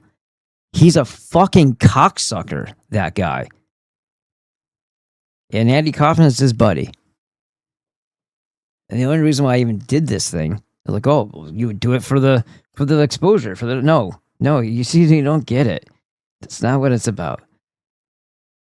Dr. Andy Kaufman was friends with Steve Falconer, or probably still is, of Space Busters. And I had Steve on, and Steve's nice. And he's like, you should get these guys on. If you can get Dr. Artis on, they'll have a debate, blah, blah, blah. And then this guy wanted me to be his errand boy. Like, I have a life, I have a family, I have a business. And he's like, well, tell him to read this. I sent the messages and the information to Dr. Artis. Dr. Artis deliberately threw me under the fucking bus, basically, by not even addressing any of it, at least in the attempt to be somewhat reciprocal, to have a big boy conversation with Tom. So Tom was mad at me. Dr. Artis was just acting smug and repeating some nonsense. Some of what he said was absolutely defensible. Like, it was defensible. It was a good point to make, provided he doesn't go into the realm of virus. This guy wanted to make everything about there's no such thing as virus, which is correct. But if no one's arguing that point, then where the fuck does that where does that go in an argument, in a discussion where nobody's arguing that it's that case? We all know. But he just want to keep on going on and on and on and on about the Perth paper. When it comes to one statement that Dr. Artis made about HIV, and I don't even remember what the fuck it was. It was about the virility or the impact and whether that was meaningless. He basically said that it was like meaningless, and he's like, well, what do you mean it's meaningless if it doesn't exist? It's like that type of argument. Like, that's your big cliffhanger. Like, wow, you really got him. You got a nice zinger there, Tom. But he pouted. He stomped his foot like a brat. He said, like, he tried to put me on the spot and try to embarrass me on my fucking show, and it didn't work. It just got me mad at him. And then I fucking told him off after the show. Like, through emails, and, it's like, and This guy over here the whole time is just like he's sedated. Like it was just. I would have rather have had Dr. Stefan Lanka on. That would have been great. And Michael Bryant have warned that while bioweapons are no threat to humanity, the fear of bioweapons is a narrative that can be used to effectively influence the public. Additionally, it provides another excuse for so-called biosecurity measures. Note the recently released fact sheet on the White House's website about, quote, improved safety and security of biological research. Similar to other events such as 9/11. Right. They're improving their biological research on these viruses and these germs that don't do any of the things that they say they do, but they got to make sure that they don't have another lab leak. Again, trying to fix a problem that doesn't exist. What are initially sold to the public as required safety measures are then easily turned into excuses for civil rights restrictions and the advancing surveillance state. Yes. On that note, yes. Here is a little flashback to my video, When You Wish Upon a Bioweapon. The bioweapon gaslight keeps those that are questioning parts of the narrative from leaving the plantation completely. Even if they don't believe the, quote, official narrative, they still engage in anti-scientific thinking and ignore the stack of evidence that clearly refutes the entire concept of contagion. It is also unclear where alleged freedom fighters think their bioweapon expose narratives will lead. Do they think they or their allies will be in charge of the policing of alleged bioweapons? No, that fictional task will be accepted as real and gladly taken up by governments and their friends as they eagerly tighten the screws on the biosecurity surveillance state. Right. So it's an excuse. Oh, first of all, this is how dangerous the belief in viruses are. If you believe that this is this pathology, that this is how disease occurs and how it develops and all this other stuff, if you believe that, then now you're putting yourself, because again, like she just said, you're not going to, if you honestly believe that it came from a lab leak, at what point are you involved in the correcting of something or to the prevention? No, it's just the governments. So they sold you on a lie, pretended like they were at fault for it, only so that they could then be also the solution to it. And their solution is a crackdown on you. Surveillance state. What do you think they're going to do with all there's going to be massive terrorist attacks in rapid succession all throughout the United States. I think those people crawling out of the tunnels or under the sewers is one of those potential areas in New York City. They're probably rigging something up underneath there. And who knows if they're going after destruction of infrastructure, piping, and stuff like that, or if they're going to be letting off some sort of, I don't know. I don't know what it is. But it's going to definitely be obviously not our greatest demonic child killing ally. It certainly won't be them at fault. So who else will it be? Anyone they're not done fucking trying to kill so far. So wherever they want to point us, or it'll simply be the act, the final blow against us, to where the culprit will be determined as treasonous, we call it domestic terrorist groups. Of course, there'll be European white supremacists and all that shit, and then they'll have to crack down on all of us. And the reason for the heightened, hey, good news though, we have extra people here now because the IDF's here. And how long do you think that turns into a Palantir hellscape? A bunch of people with the facial recognition software, your digital ID, digital currency, all because of another lie. But this all, again, based on virus, and then, based on terrorism. Well, maybe it's bioterrorism that introduces it all. That's basically what a lab leak is. It's an accidental bioterrorism attack. But it's all bullshit. But they're still the ones in charge. Like the system itself, it's got a win-win situation all the time. Even when you get mad at it because it does something, you just think they did it wrong, not that they did it on purpose. So as long as they have that arrangement, you're still going to demand that they do something. You're going to demand that they do something instead of you eliminating them and replacing it. Demanding something from something. We have no power. You have no power. You have no power. Their military, their weaponry, your little pea shooters, and their ability to fucking kill you like this at any given time with their technology, with their drones, with whatever, and you wouldn't be able to protect yourself. You wouldn't even see it coming. You would not see it coming. You wouldn't.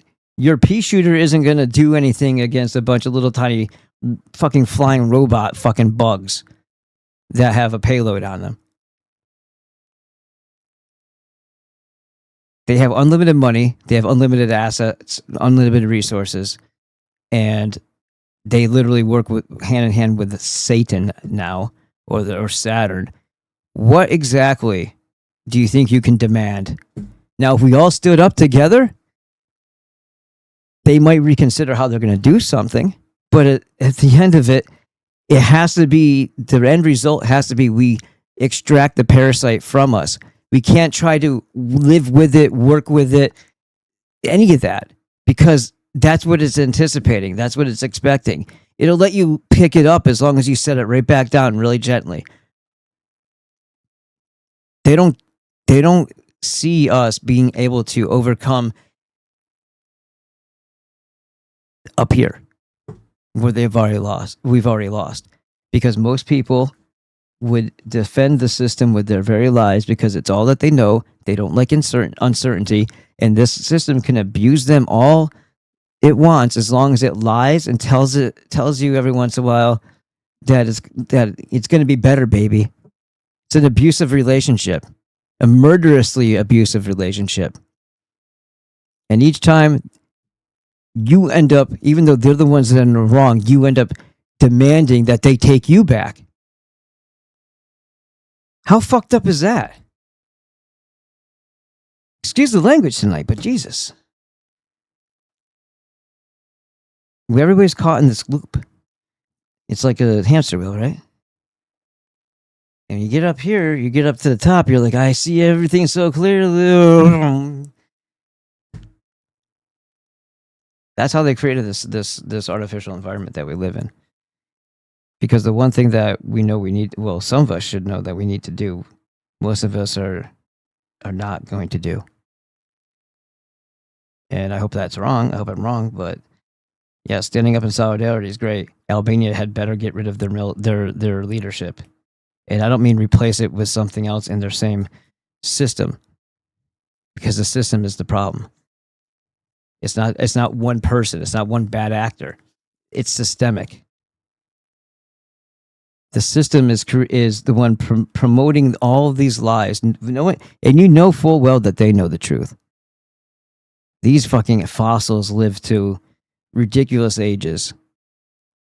To continually, like, even at those ages, they still are obsessed with harming you in their agenda. Kissinger to the day he died. You know, Lord of the land, Jacob Rothschild to the day he died. David Rockefeller, same.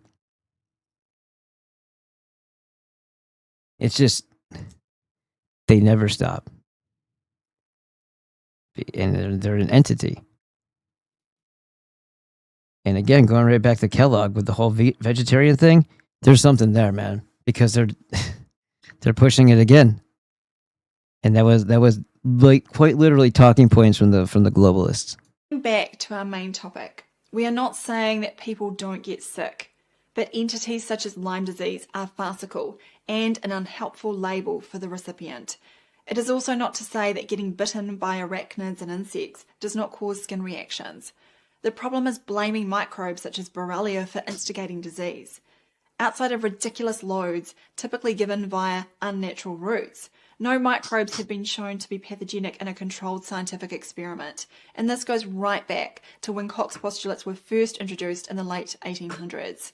As Mike Stone of and they were perfectly well thought out and seemingly common sense postulates, yet Koch himself, who came up with this standard, never fulfilled it in his own research.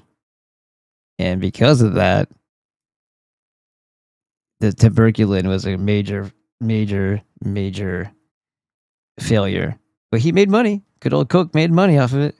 Lige recently wrote, Robert Koch did not win the Nobel Prize for proving that Mycobacterium tuberculosis was pathogenic in humans. He was awarded for his work with tuberculosis.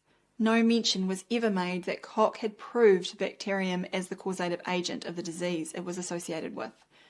Mike Stone, TB or not TB? That is the question. You can also check out the extensive resources at drsambailey.com, where Mark and I have... All right, yeah. See, smile talks. Smile talking is weird. To me. It's weird. What we got going on here? Let's see. Dave's a fucking man. R.I.P. Scorpio. Isn't Dave visiting? Okay, that's where we had to... Oh, I was thinking about it and would take all's input. Do you think everything... This is Alex. Do you think everything is really as scripted as we've been led to believe, or as the narrative typically plays out? Or is there more like freeballing going on? We're told things are planned out so many years in advance, but with the AI boom that resulted in chip shortages, and with all the massive warehouse construction, they said how Amazon essentially was taking all the steel for building, et cetera, et cetera. I think it's pre-planned very much in advance, and they're also still getting information from whatever the hell. Like before there was even this idea of AI, there may have still been an AI or some other thing that they were conjuring or making contact with in their rituals, and they're getting data and information from them, but they're still them. Now, as far as shortages, just because they've exceeded their growth potential, or they're advancing quicker, doesn't really necessarily mean that there was a like it's not crystal ball stuff as much as it is. They're taking marching orders from some sort of entity. I think that, or something is just running this program one way or the other. But I think they're taking, without question, a set of instructions, and they're implementing the core concept, and then there's the details, and the details surrounding it are what variables are. But they've also got a lot of that under control too, simply because when you have created a system, an artificial system in the world of money, and you've used that to leverage all of the power of the world that from the people who are the mighty, from the people who are the real substance and character of the world, the ones that were supposed to actually be the caretakers and the guardians of this realm, and you've stolen it from them through a fucking sophisticated heist, then it's really easy to hide when you make mistakes, because you control every lever of government. You have you have the media, you have the weapons, you have the power, you have the control, you have the perception of everybody. If something goes one way, you can always spin it to it not being even seen, or you can develop another story. I'm sure there's plenty of I don't even would consider the chip shortage to be a mistake. I think a lot of the things that we're told is simply they want more, just like when Truman was saying they wanted all of Palestine all at once, and Truman's like, well, little at a time. These people are insatiable. Like, they want more than what is possible, and they're like brats. They're like children who are spoiled, that don't have a sense of gratitude, and yet they always want more and more and more, and it's never enough. So they have already had other full companies like Micron and others pull completely out of the commercial chip making, simply to make chips for these fucking data centers. So they say, and it created a shortage, and that's why we have this whole RAM issue and all this other crap going on.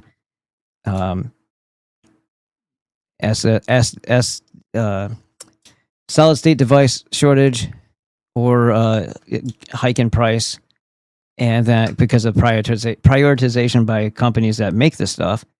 And then also on the other side, you have the RAM, which a lot of the GPUs obviously go up too, because that's part of it. But yeah, all that's going up because of the prioritization of the big guys who are buying. And those ones, if they manufacture those, they're like 20, 40K a pop, so there's more money in it for them. So while the demand's high, they're going to abandon. So I don't really know, because to me, that's still a positive effect, that people won't have the ability to communicate with each other, and that there's going to be a hierarchy as to who gets to even have a computer, to have, to be a content creator, or to do anything on the internet, to have a business, to do anything, because every component is now quadruple what it was when I got this thing put together. So I honestly don't see that as being a mistake. I see that as being part of the overall loss of quality of life that they so much love to do to us. Because the more misery that we live in, the more grandiose they live.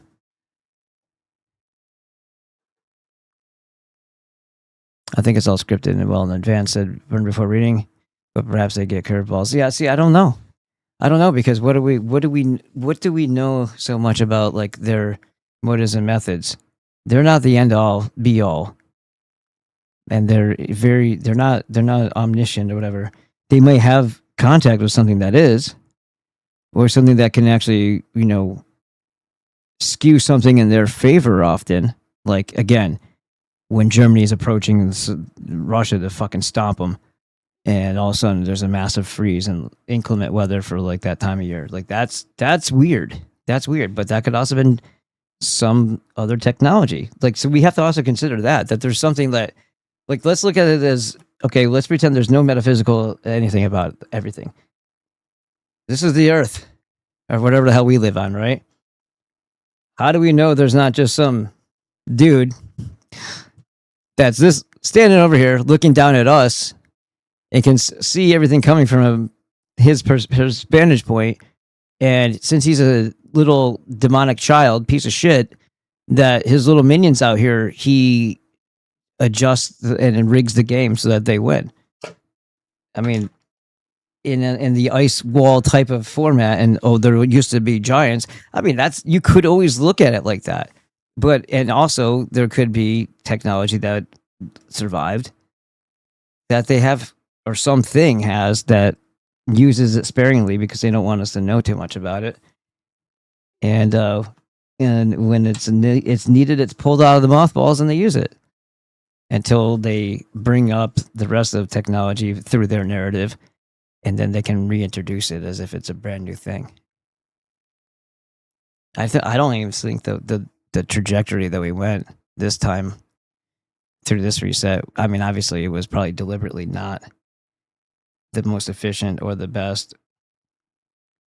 It's definitely not the most efficient. It's definitely not the best. Like the sonic resonance, all that stuff, that was all discarded. Ethereal energy, which I'm sure they probably use themselves, but they don't let us know about it, and they basically erased Tesla's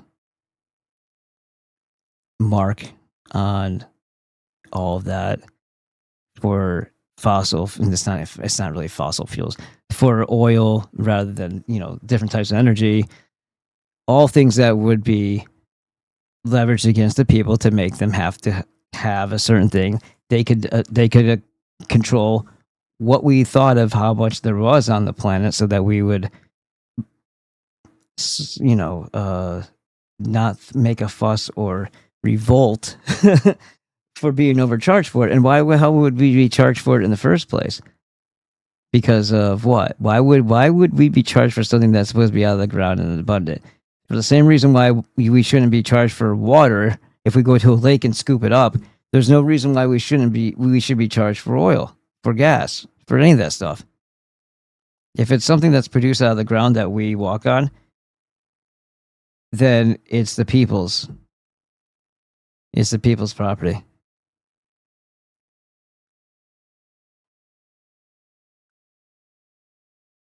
Kikeri Witchcraft, the Zervat. Sanderson sisters. The eyeballs. Yeah, she is a piece of work for sure. Bette Midler.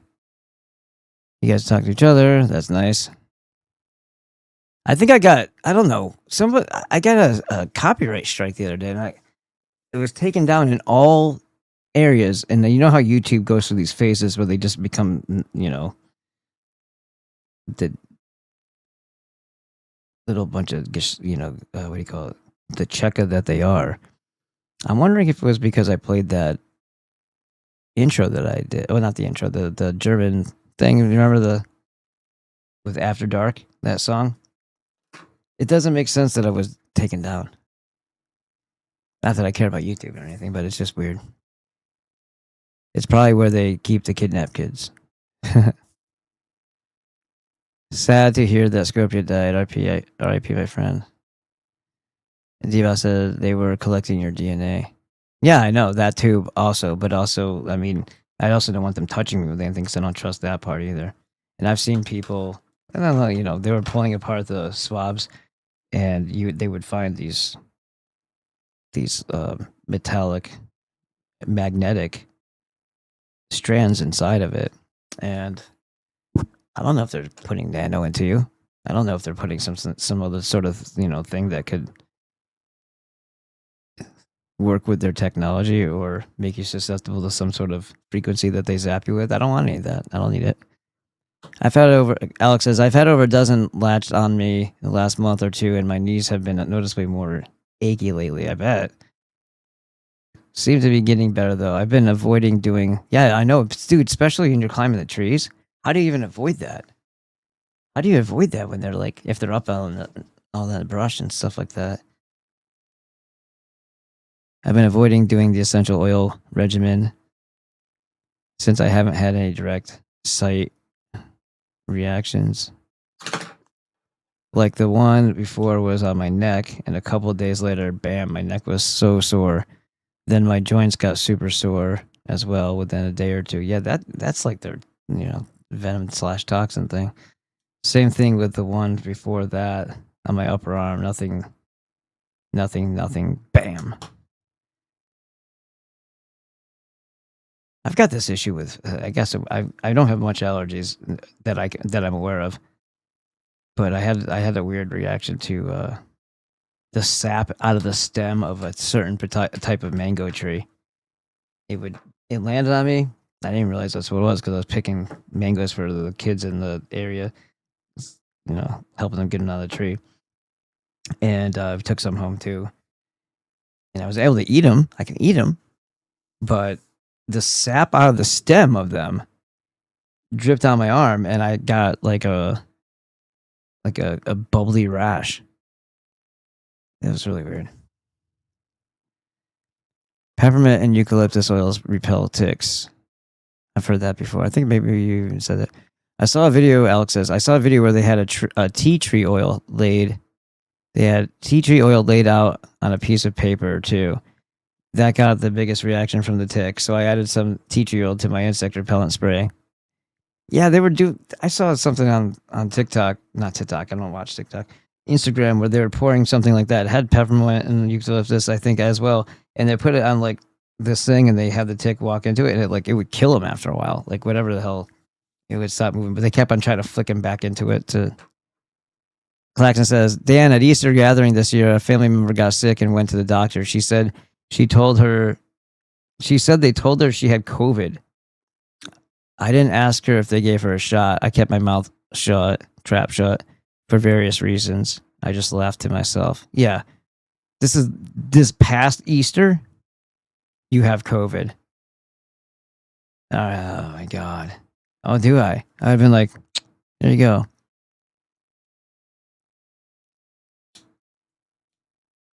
go to the doctor, and they'll find some bullshit to fuck your life over with, and they'll believe it because they're indoctrinated. You know, the cult members believe in the cult, and if the people believe in the cult, then they're cult members too. They're in the cult of society right along with them. Snake oil sales, they them. Dan doesn't sound so trusting of the science. Dan, we're saying, don't you care enough to buy the best care money can buy? Yeah, I know. We're messing up here. APAC man 40.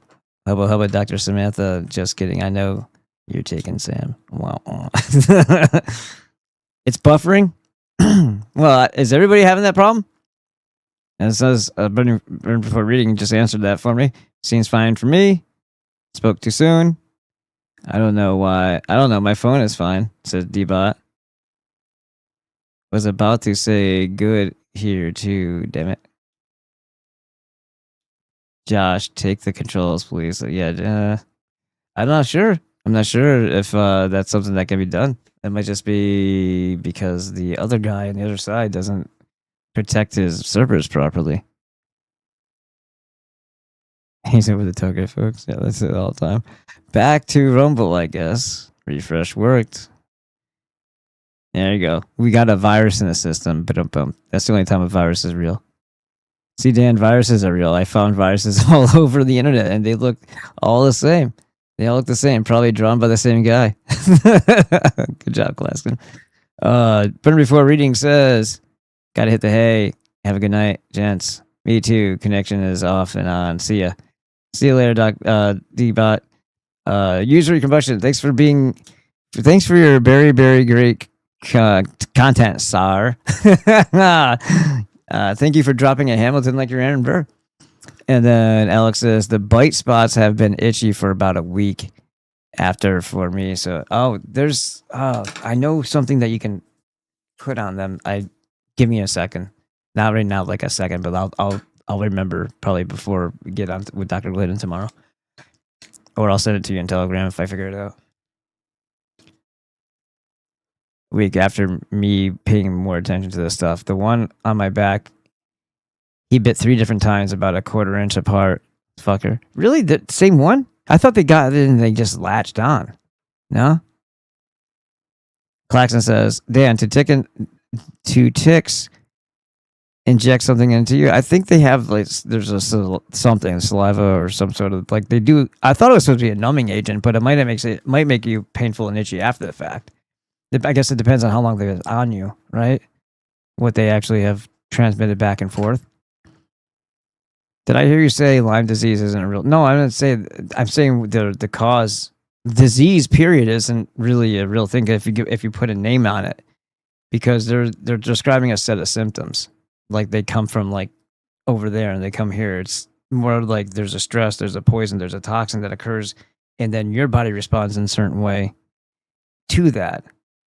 And the more healthy or the more nutrified you are, typically the less of a impact it has on you.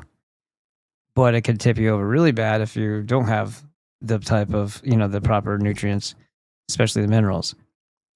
And when there's something like an insect, there's a transaction going on there, right? There's something that is attaching, biting, and giving off something. And in that area, there could be some sort of problem. So it could be they might have a dirty mouth. Any given thing that could happen that would cause pain in the localized area. And yeah, joint pain has been mentioned, but I don't know if that would be I don't know if they would call that a permanent thing. It might last for a while. They're not pleasant. I had one stuck on me one time, and luckily I didn't have any pain. But it was on pretty damn good. It took me quite a while of stretching my skin out in order for it to pop off. And I had clamped down on it with, I can't remember what it was, tweezers or something, and it was still I couldn't believe how hard it had, how much of a grip it had. That's kind of creepy. Like they really latch on. Let's see. I've heard you talk about this before. Arctic Sarfo, thank you for your answer. Well, look, I would go with what she said. I think what they're talking about as far as like the bacteria isn't the cause, and that's what they say it is. So even the official statement on these things, when they call Lyme disease and they talk about this and they're talking about advanced research projects and all these other things and their gain of function, this is all going way beyond the initial beginning of how do you know it's a bacteria that's doing this and not just some other poisoning event. And it's possible that you could probably poison an insect that would then be able to do, especially if it's going into your bloodstream, have some sort of poisoning about it that would transfer over. I don't see how that would be crazy, but I just don't think it's a bacteria or a virus, because I don't think I know no viruses don't exist. So what else is it? Some sort of toxin. But is it actually the tick, though? That's what you also have to ask yourself. Is it really the tick?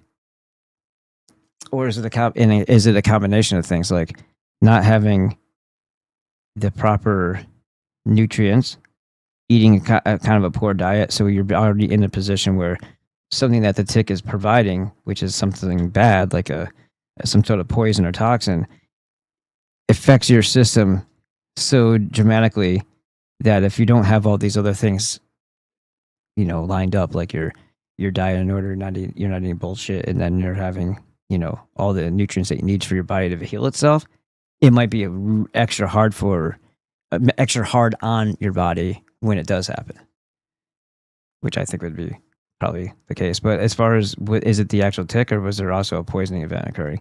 Now, in the case of bites that are painful and they actually make your joints hurt, still though, is that a forever thing that would be considered Lyme disease, or is it a pain in the ass that goes away after a while? Like I've had my cousins, when they got mosquito bites, they just had a bad reaction to them.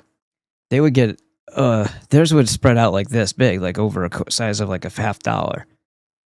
And I've saw my cousin Dennis get covered in those because we lived in upstate New York, and they were huge. Like mosquito bites are usually like, if they're a dime, they're big. As a size of a dime, that's still kind of big. Theirs are like half dollars. And they went away, obviously, but they were more irritating for them. Alex Weslek, I had one on my stomach 6 years ago. It was on me for like 4 days. I never looked. I thought it was a scab from a wound. So 5th day after a shower, I ripped it off, thinking is a scab, getting ready to fall off. I looked down on the floor and seeing little legs moving. I was like, what the fuck? And grabbed the hand mirror, and there was a big red mark about 2 inches round where the tick was. Wow. Oh, that was Claxon saying that. So here, maybe think of another story. But let me see what Alex said. I've had two of the Lone Star Jews latched and still eating red meat. Nice. How do you feel? Have any symptoms out of the ordinary? Yeah, the one on my shoulder several years ago gave me the bullseye, and I did the doxycycline. After that, I said never again. What the fuck do my fingernails have to hurt when exposed to sunlight? No thanks. I inquired about an essential oil regimen that cured the symptoms of Lyme's. The one on my neck last year had the same symptoms, but the essential oils took care of it without wicked antibiotics. Good. Currently, my knees have been pretty sore. Saturday was really bad then Sunday was all right, almost normal, but working all day definitely doesn't help. Right. You're the man, dude, by the way. Quite frankly, that could be from whatever frequencies they're fucking with. My ears just started ringing bad, too. Oh, yeah, tinnitus type thing, right? Like, I hate when I can't shake it off, because then I know it's coming from someplace, and it's not just my head doing it. Right? It's very rare that I can, like, I usually start popping my ears. Like, it's not really, I don't even move my jaw, but it's kind of like right where the jaw hinges, I start popping my ears. And then I shake my head a lot, trying to just stop them ringing. It doesn't happen often, like I said, but I don't know if I've ever had it like sustained too long after repeatedly trying to do that before the ringing would stop. It's like someone tuned in on me, probably by accident. What essential oils did you take? I was thinking of ivermectin. They're like the Cartman. They're like Cartman from South Park. But man. And then it says, I don't think the Jews have magical secrets other than the secret of what reliable pieces of shit they are. Right. And how they sincerely deceive themselves. Agreed. But when you have all the money in the world, it's really easy to not fail, no matter how many mistakes you make. I guess is my point. And yeah, it'd be nice to. I mean, it's imagine first of all that we don't have a stupid system where there's money in the first place. Or okay, fine, if we want to do that, then it's money that has an actual value assessed to it, assigned to it. But also, I mean, think about it. Wouldn't you rather have a society where people who are valuable in the ways of like, they have a skill, they're good, they're human, they're very kind, they have whatever, something they could share with other people and it would benefit mankind? Wouldn't you rather people value that rather than someone who fucked other people over, ruined their lives, and were able to acquire so much money from them simply because they were doing everything the wrong way and doing things that other people who had a conscience simply wouldn't?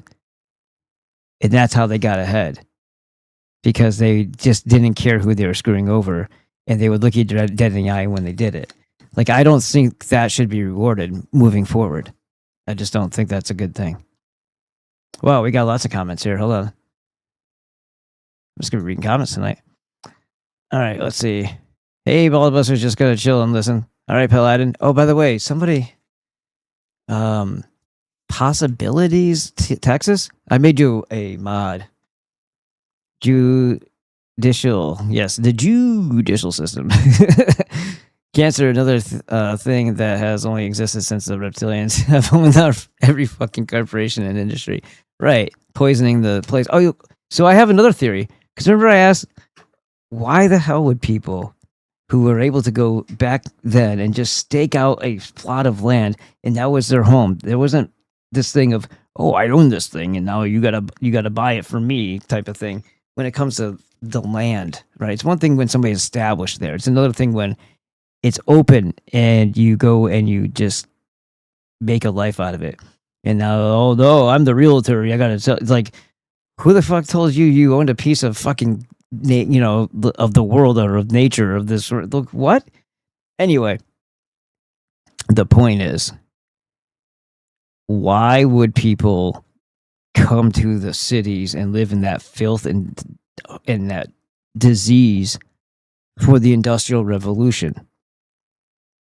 And then I thought about it more.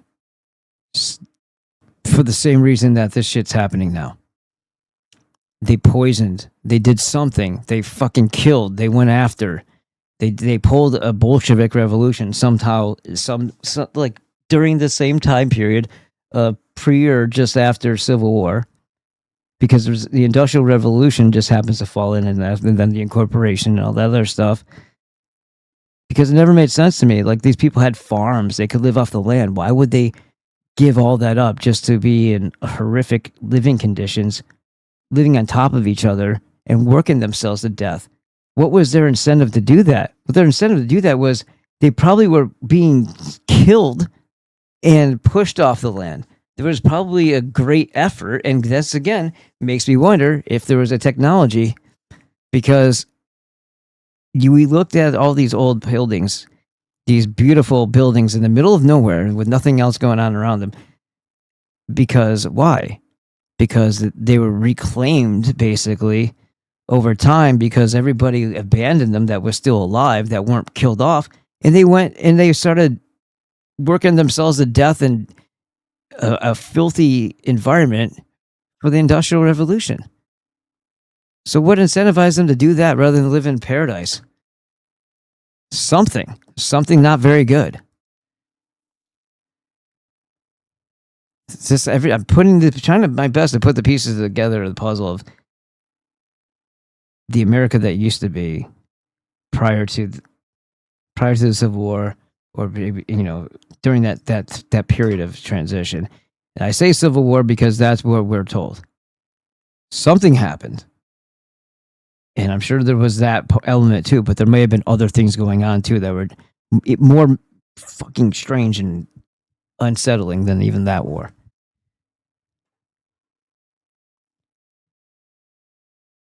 Paladin Anderson says, through poisoning literally everything through additives, pharma, radiation poisoning, etc. Using a fraudulent narrative to call out a fraudulent narrative is almost funny. Yeah. Testing positive for not being a Jew or fifth column scumbag. Yeah, the guy who made those bogus tests said as much. Kerry Mullis, who coincidentally, yep. It's also partially humiliation ritual. Unproven, unverifiable paradigms that people take on faith via indoctrination. Deba said, keep getting bumped off. Lawyers representing an international pedo cult. Yep. Deba, yeah, Rumble keeps glitching. Rumble's glitching too? Oh, their BS definitely has uses, just evil uses. Nope, I don't remember that one. What are you talking about? And good evening. Good evening. Stop the BS. We just said ouch out of nowhere. If they had any remorse, they'd do away with the DR title in recognition of the vile industry they've been and continue to be part of. Yeah, but that's the whole point, is they'll defend those very things because that's what makes them special. They went through 12 years of school and went through debt to be recognized as better than you. That's the whole thing. It's like, hey, I have a piece of paper on my wall that says I'm better than you, and you should just shut up and everything that you think is wrong because I'm better than you. They're not going to give that up. That's the only thing that makes them special, because it's all fake. It's all fake, because they through that whole time period, they never of that indoctrination to make them better than you. They never had the same common sense that you had to understand that you should be questioning the answers that they're giving you. So already you've proven that you're smarter than them, because you said, wait a minute, can you verify this? How do you know? You just, oh no, they're just, that's what I'm saying. Empirical knowledge is memorization. It's a test. It's a measure of how much you can memorize. Problem is, the source data is often, if not always, corrupted. So you're memorizing a bunch of things that aren't accurate, a bunch of bullshit. And then you're regurgitating it. Hooray. Rothschild and Rockefeller are in hell's penthouse suite.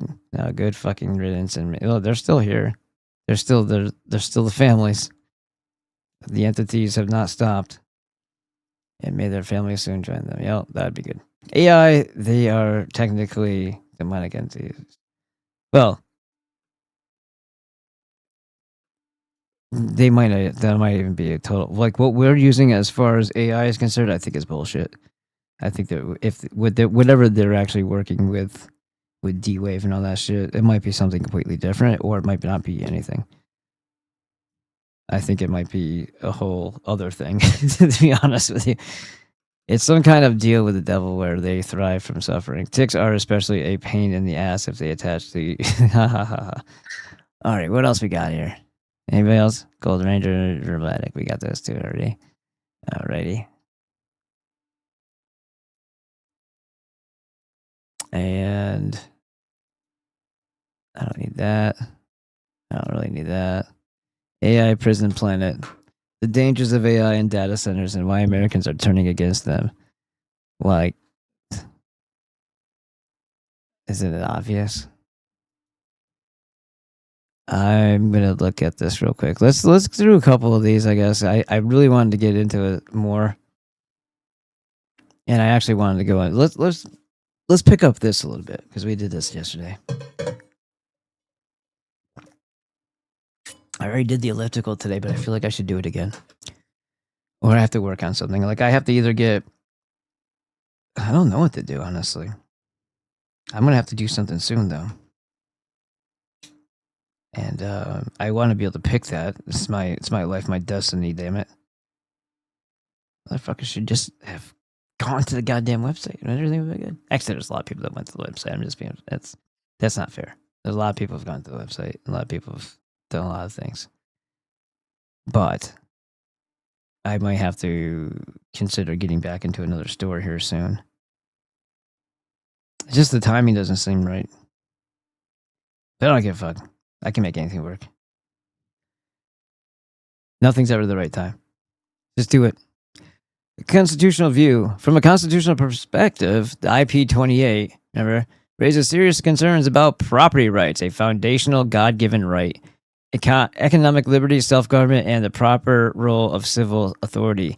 The state has a legitimate interest in preventing genuine cruelty, but it should not use animal cruelty laws to criminalize peaceful, productive, and traditional activities that sustain families and communities, called eating what you kill, like fishing and hunting.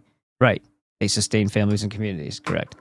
Remember this bill, in case you weren't here yesterday. Get off my dick. Let's see. Oregon Peace Act would criminalize hunting, fishing, and farming. All right. If you haven't seen what we were talking about yesterday, go back to that. I'm probably going to cut it out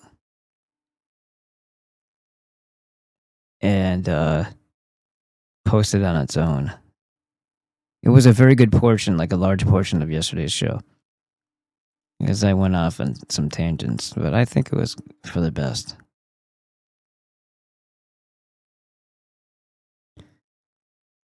The constitutional, so I think it may have skipped over this. So it's like conservation without hunters, and I thought it was like a dumb point, so that's where we stopped.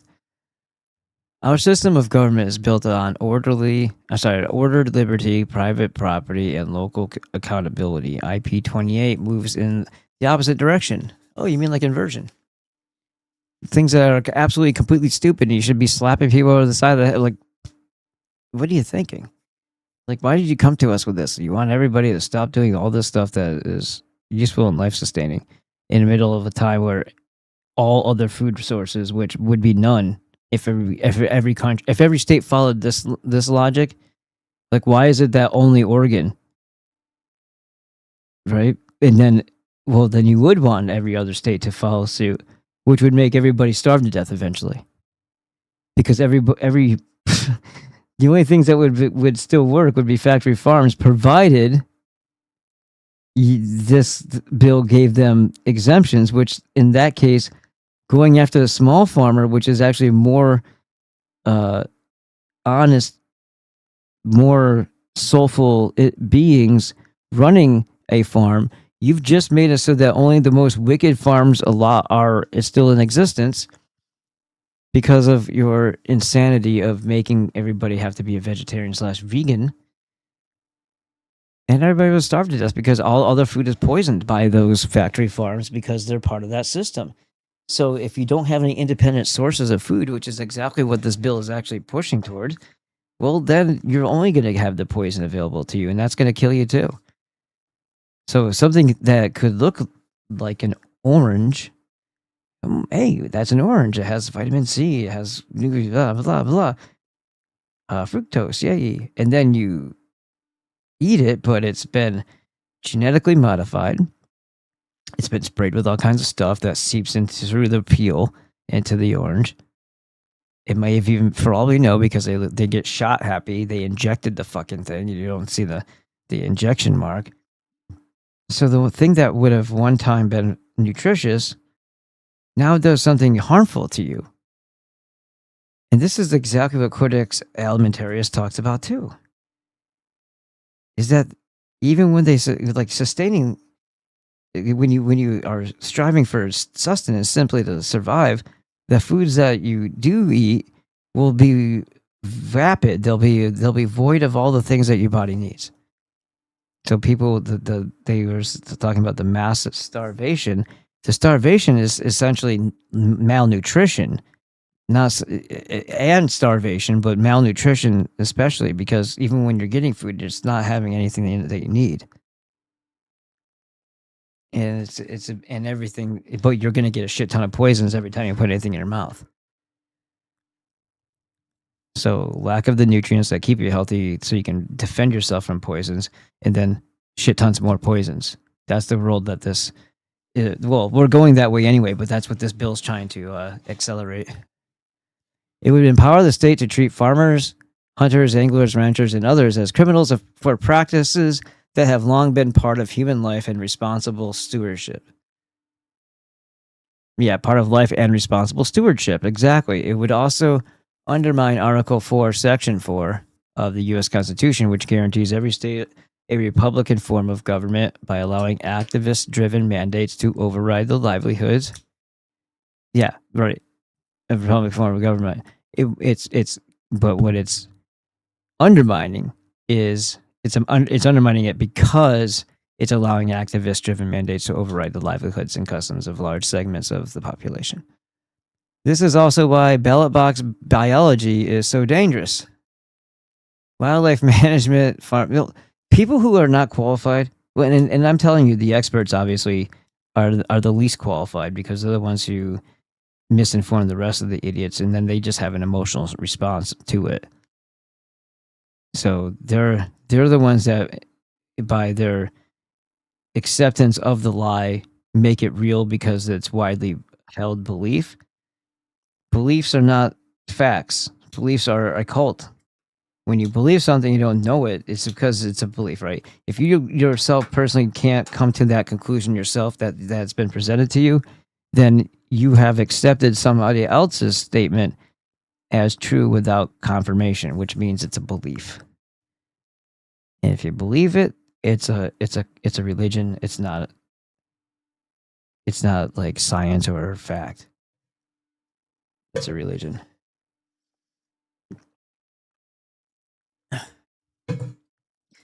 So nobody is qualified for ballot box biology, even especially the experts. Wildlife management, farming, hunting, and fishing should not be dictated by emotional campaigns out of state activists or temporary majorities at the ballot box, or by a bunch of Jews that you had signed a petition because they hate you. America was founded as a constitutional republic, even though it's not been that for 160 years, not a pure democracy. But they keep talking about democracy because that's what they actually have provided, which is somewhere between socialist and communism here, and a totalitarian dictatorship as well. And it's about to become a what do they call it? Militarized? Yeah.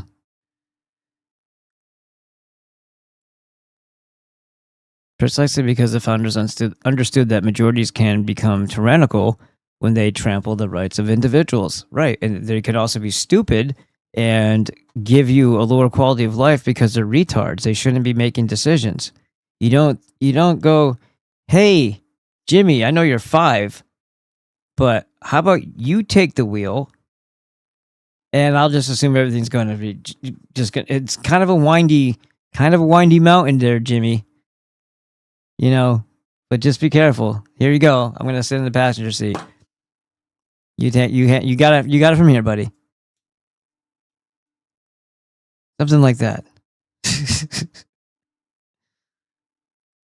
Let the qualified people handle the shit.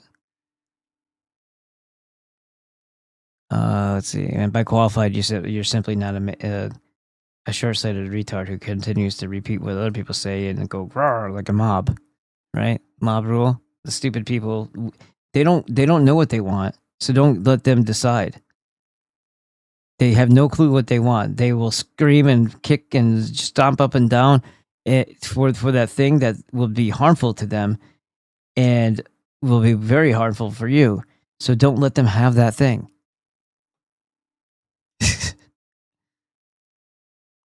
James Madison warned in the Federalists, number 10, that when a majority is captured by faction, it can sacrifice both the public good and the rights of the other citizens. I would prefer the word civilians to its ruling passion. IP 28 reflects that danger. If passed, it would allow a majority of voters, many of whom may have little connection to farming, ranching, hunting, fishing, or wildlife stewardship, to criminalize the livelihoods, food sources, property use, and long-standing traditions of others. That is not Republican government. It's a democracy, untethered from God-given rights and constitutional limits and local stewardship. Bitch! That's what it said at the end. I just read it. The measure also reflects a broader ideological shift. Instead of recognizing that man's duty to exercise dominion responsibility affirmed in Genesis, makes hunting, fishing, and farming a God-given right protected under the 9th Amendment. IP 28 treats animals as right-bearing beings whose... Yeah, IP 28 treats animals because remember, animals are actually higher up in the food chain than us, even in the Talmud. And most certainly in a corporatocracy, because we're already property. We already have a value assigned to our name, and we're traded on the stock market. Yeah, isn't that great?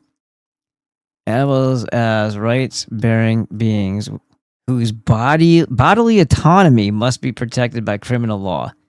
That framework elevates animal rights ideology above human need, private property, food production, and traditions that have sustained families for generations. So this is how sick these people are.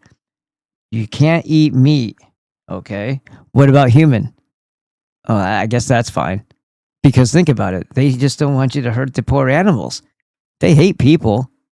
They'd rather you starve to death or become a vegan. Of course they hate people. So what's the next food source then? Each other. A national warning. Although IP 28 is an Oregon measure, no, it shouldn't be anything. It should be laughed out of existence. And the people who proposed it and the 120,000 signatures, they should all be blah, blah, blah in Minecraft. Do you ever see those? I don't know if how accurate this is, but they have like garbage barges that explode. And yeah. Maybe they should all take a ferry trip. Take a ferry boat ride. It should concern Americans everywhere. Supporters have acknowledged that the campaign is part of a broader effort to change public attitudes towards animals and bring similar measures to the other states. Yeah, the rewilding thing is a New World Order thing. And remember I kept saying, people were like, oh, if Bill Gates and all these other, assholes in BlackRock own all the farmland and all of the land and most of Arizona and this and that and the other thing, they're probably going to sell you or produce GMO food and vaccinated veggies and all this other stuff. I go, what if they just don't do anything with it?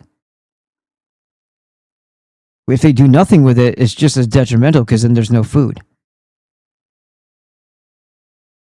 Yeah. And rewilding. All of a sudden, Bill Gates saw his fucking farmland. He's not a farmer, obviously.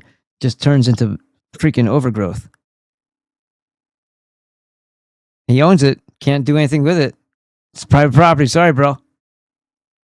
But we need... Nope. But we're all starved. Nope.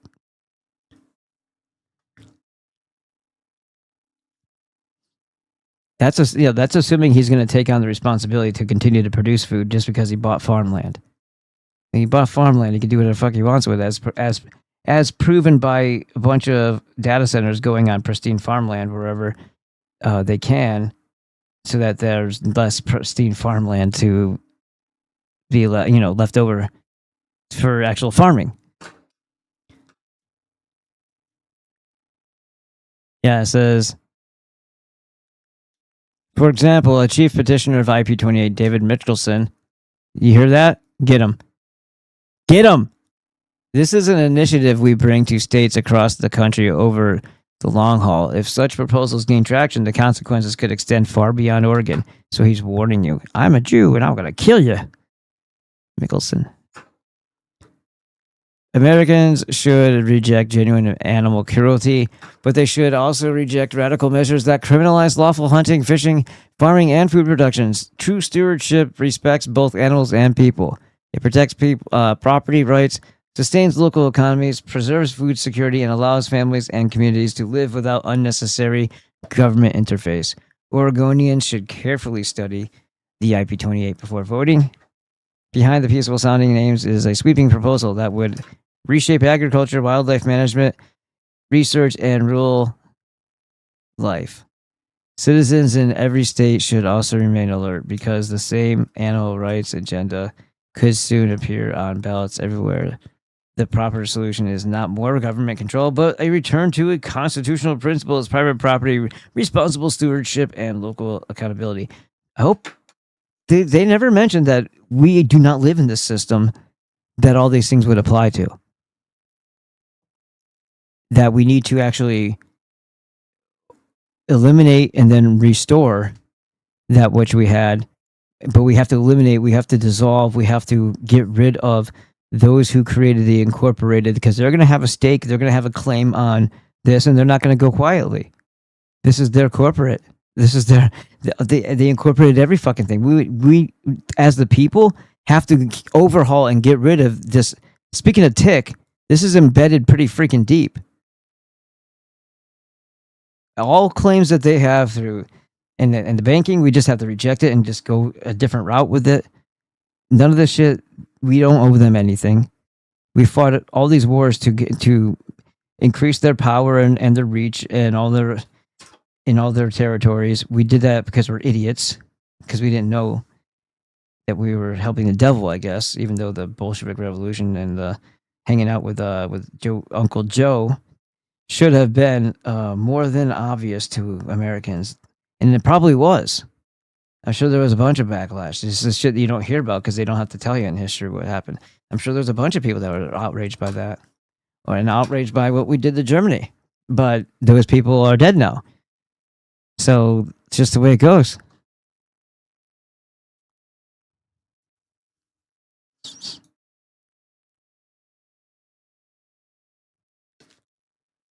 Lyme disease. I guess tick disorder was already taken.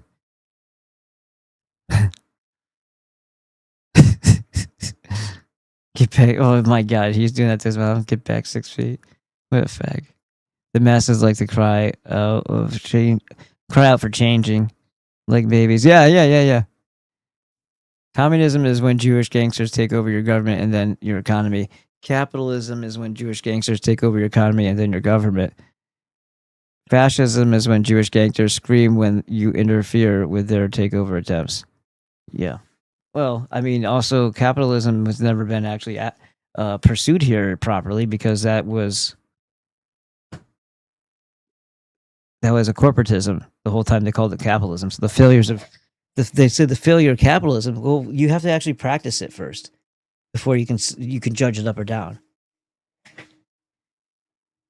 Just because we don't understand the true nature of something as it's happening, and we're told it's this thing. Oh yeah, that's a bad thing. You need competition, otherwise you get what we have, which is because again, this is corporatism disguised as capitalism. When one financial or asset manager owns or controls every corporation, and they make similar products, there's no competition because you're either going to give it to them over here, or you're going to give it to them over here. Either way, you're going to give it to them. Car manufacturers specifically, there's no incentive to make a superior product because then gone are the days of the Tucker. Nobody's going to make something like that now because they're all the same people. They're not competing against themselves. Communism is literally the lack of competition. So that's where they take us when they go from corporatism or calling it democracy. They're straight into communism.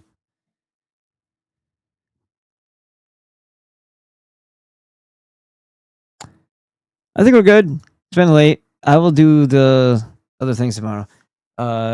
Support your local blockbuster. Get some hot sauce if you can. If you can't, then have a good one. Oh yeah, you know what you could do? You can follow this finger. No, here, let me do. I'll help you. I'll help you help me. There it is. So there's this guy right here. The Italian oak right here. You want to follow that? That'd be awesome. It's just that part right there. Okay. Don't worry about that. Everything after the question mark is bullshit. That's it. Telling you how you got there. So, walk and talks, more to follow.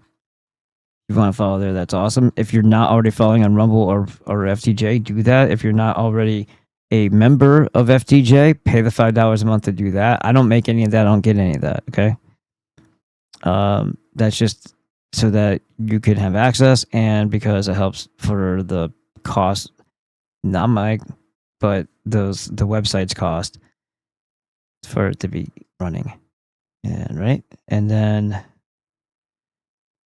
go back over here real quick.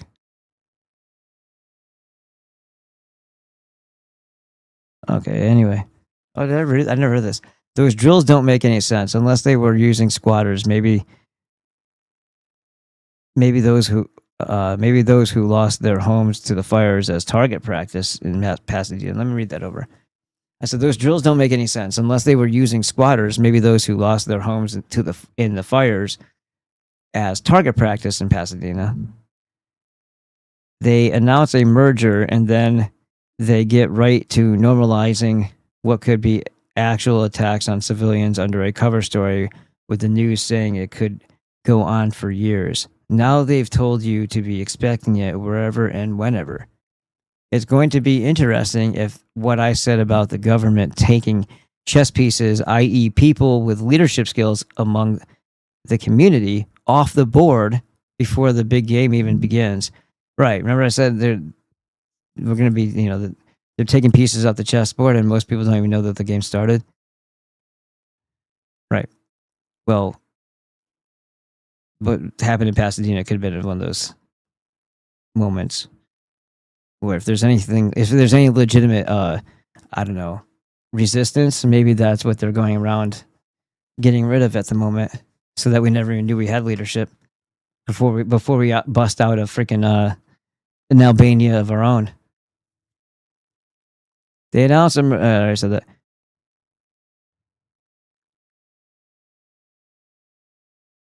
We have been under attack in a one-sided war for over 160 years in America.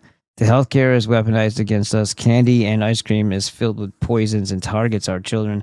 The water is poisoned with neurotoxins and heavy metals are found everywhere. And then I just kind of left it there. I was like, all right, let's get started. See you, Dr. Glidden, tomorrow, she said. All right. What else? Oh, yeah. Go here. Tomorrow's the last day for 10% off. After that, you can use food starter, but do it now. And there's the 90 essential nutrients. You know what these are. Whole food multivitamin, Alaskan cod liver oil. This is the super important one, fulvic chemic blend. IP6 Supreme with inositol. You know you want it. Where'd it go? Did I skip by it? There it is. Boom. Right there. Got it right here. I got you right here. Right there. All right. Those 4 things, and then you should probably get the core copper too. You should probably get the core copper right there. BB5. Bravo 5. BB5. BB5. BB5. There we go. Now that should help us sink it in. See? Right there? Oh, no, you can't because of what's in my head. BB5. BB5. It's right here too. You can highlight it. When you're checking out, make sure you apply BB5. Awesome. And then there's hot sauce. You should totally get that fucking shit too. It's awesome. I love it. I'm gonna use some right now. I'm like tuna. So there. And what else?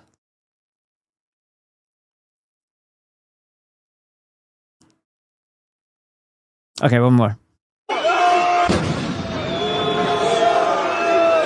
Jared Kushner and Ivanka Trump are taking over protected Albanian land in a $1.4 billion project to build luxury resorts.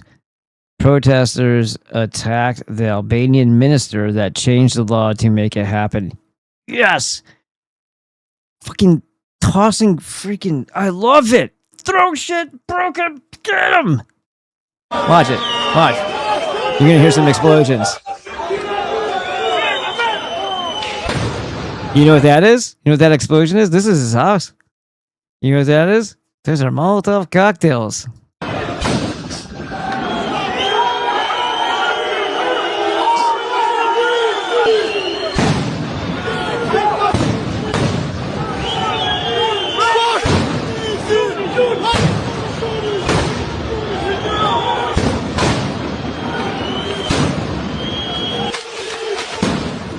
Who was supplying all the Molotov cocktails?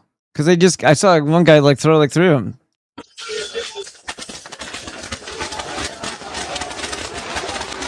We just shooting fireworks, you fag?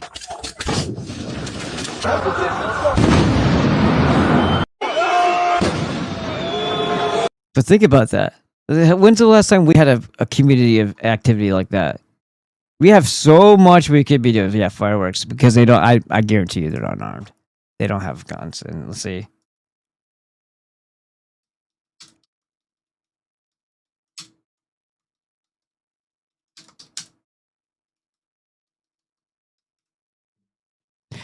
Yeah, permitted, but they are strictly regulated, of course. Civilian ownership is legal only for licensed individuals who can demonstrate a specific need, such as a sport, hunting, or verified personal protection. They pass rigorous background, mental and physical, financial checks. Sorry. So very, very, very, very, very, very not good. So let's see. Is Albania communist? I think I've heard John Elite say yes.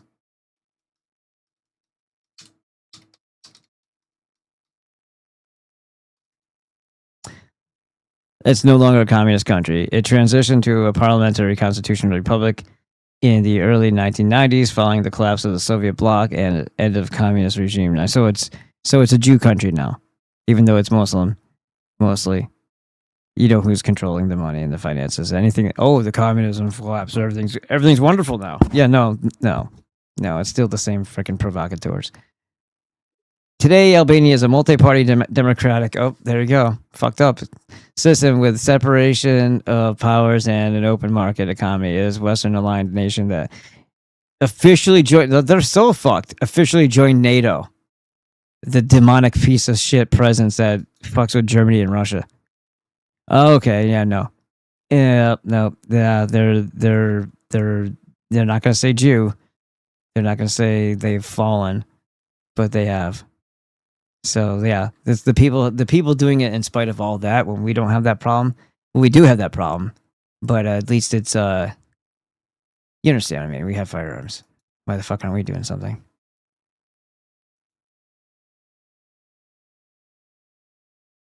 So it is my opinion that I honestly don't think that pedophiles should be hung or electric chair or firing squad. I really don't. I don't think that they deserve it. Hear me out.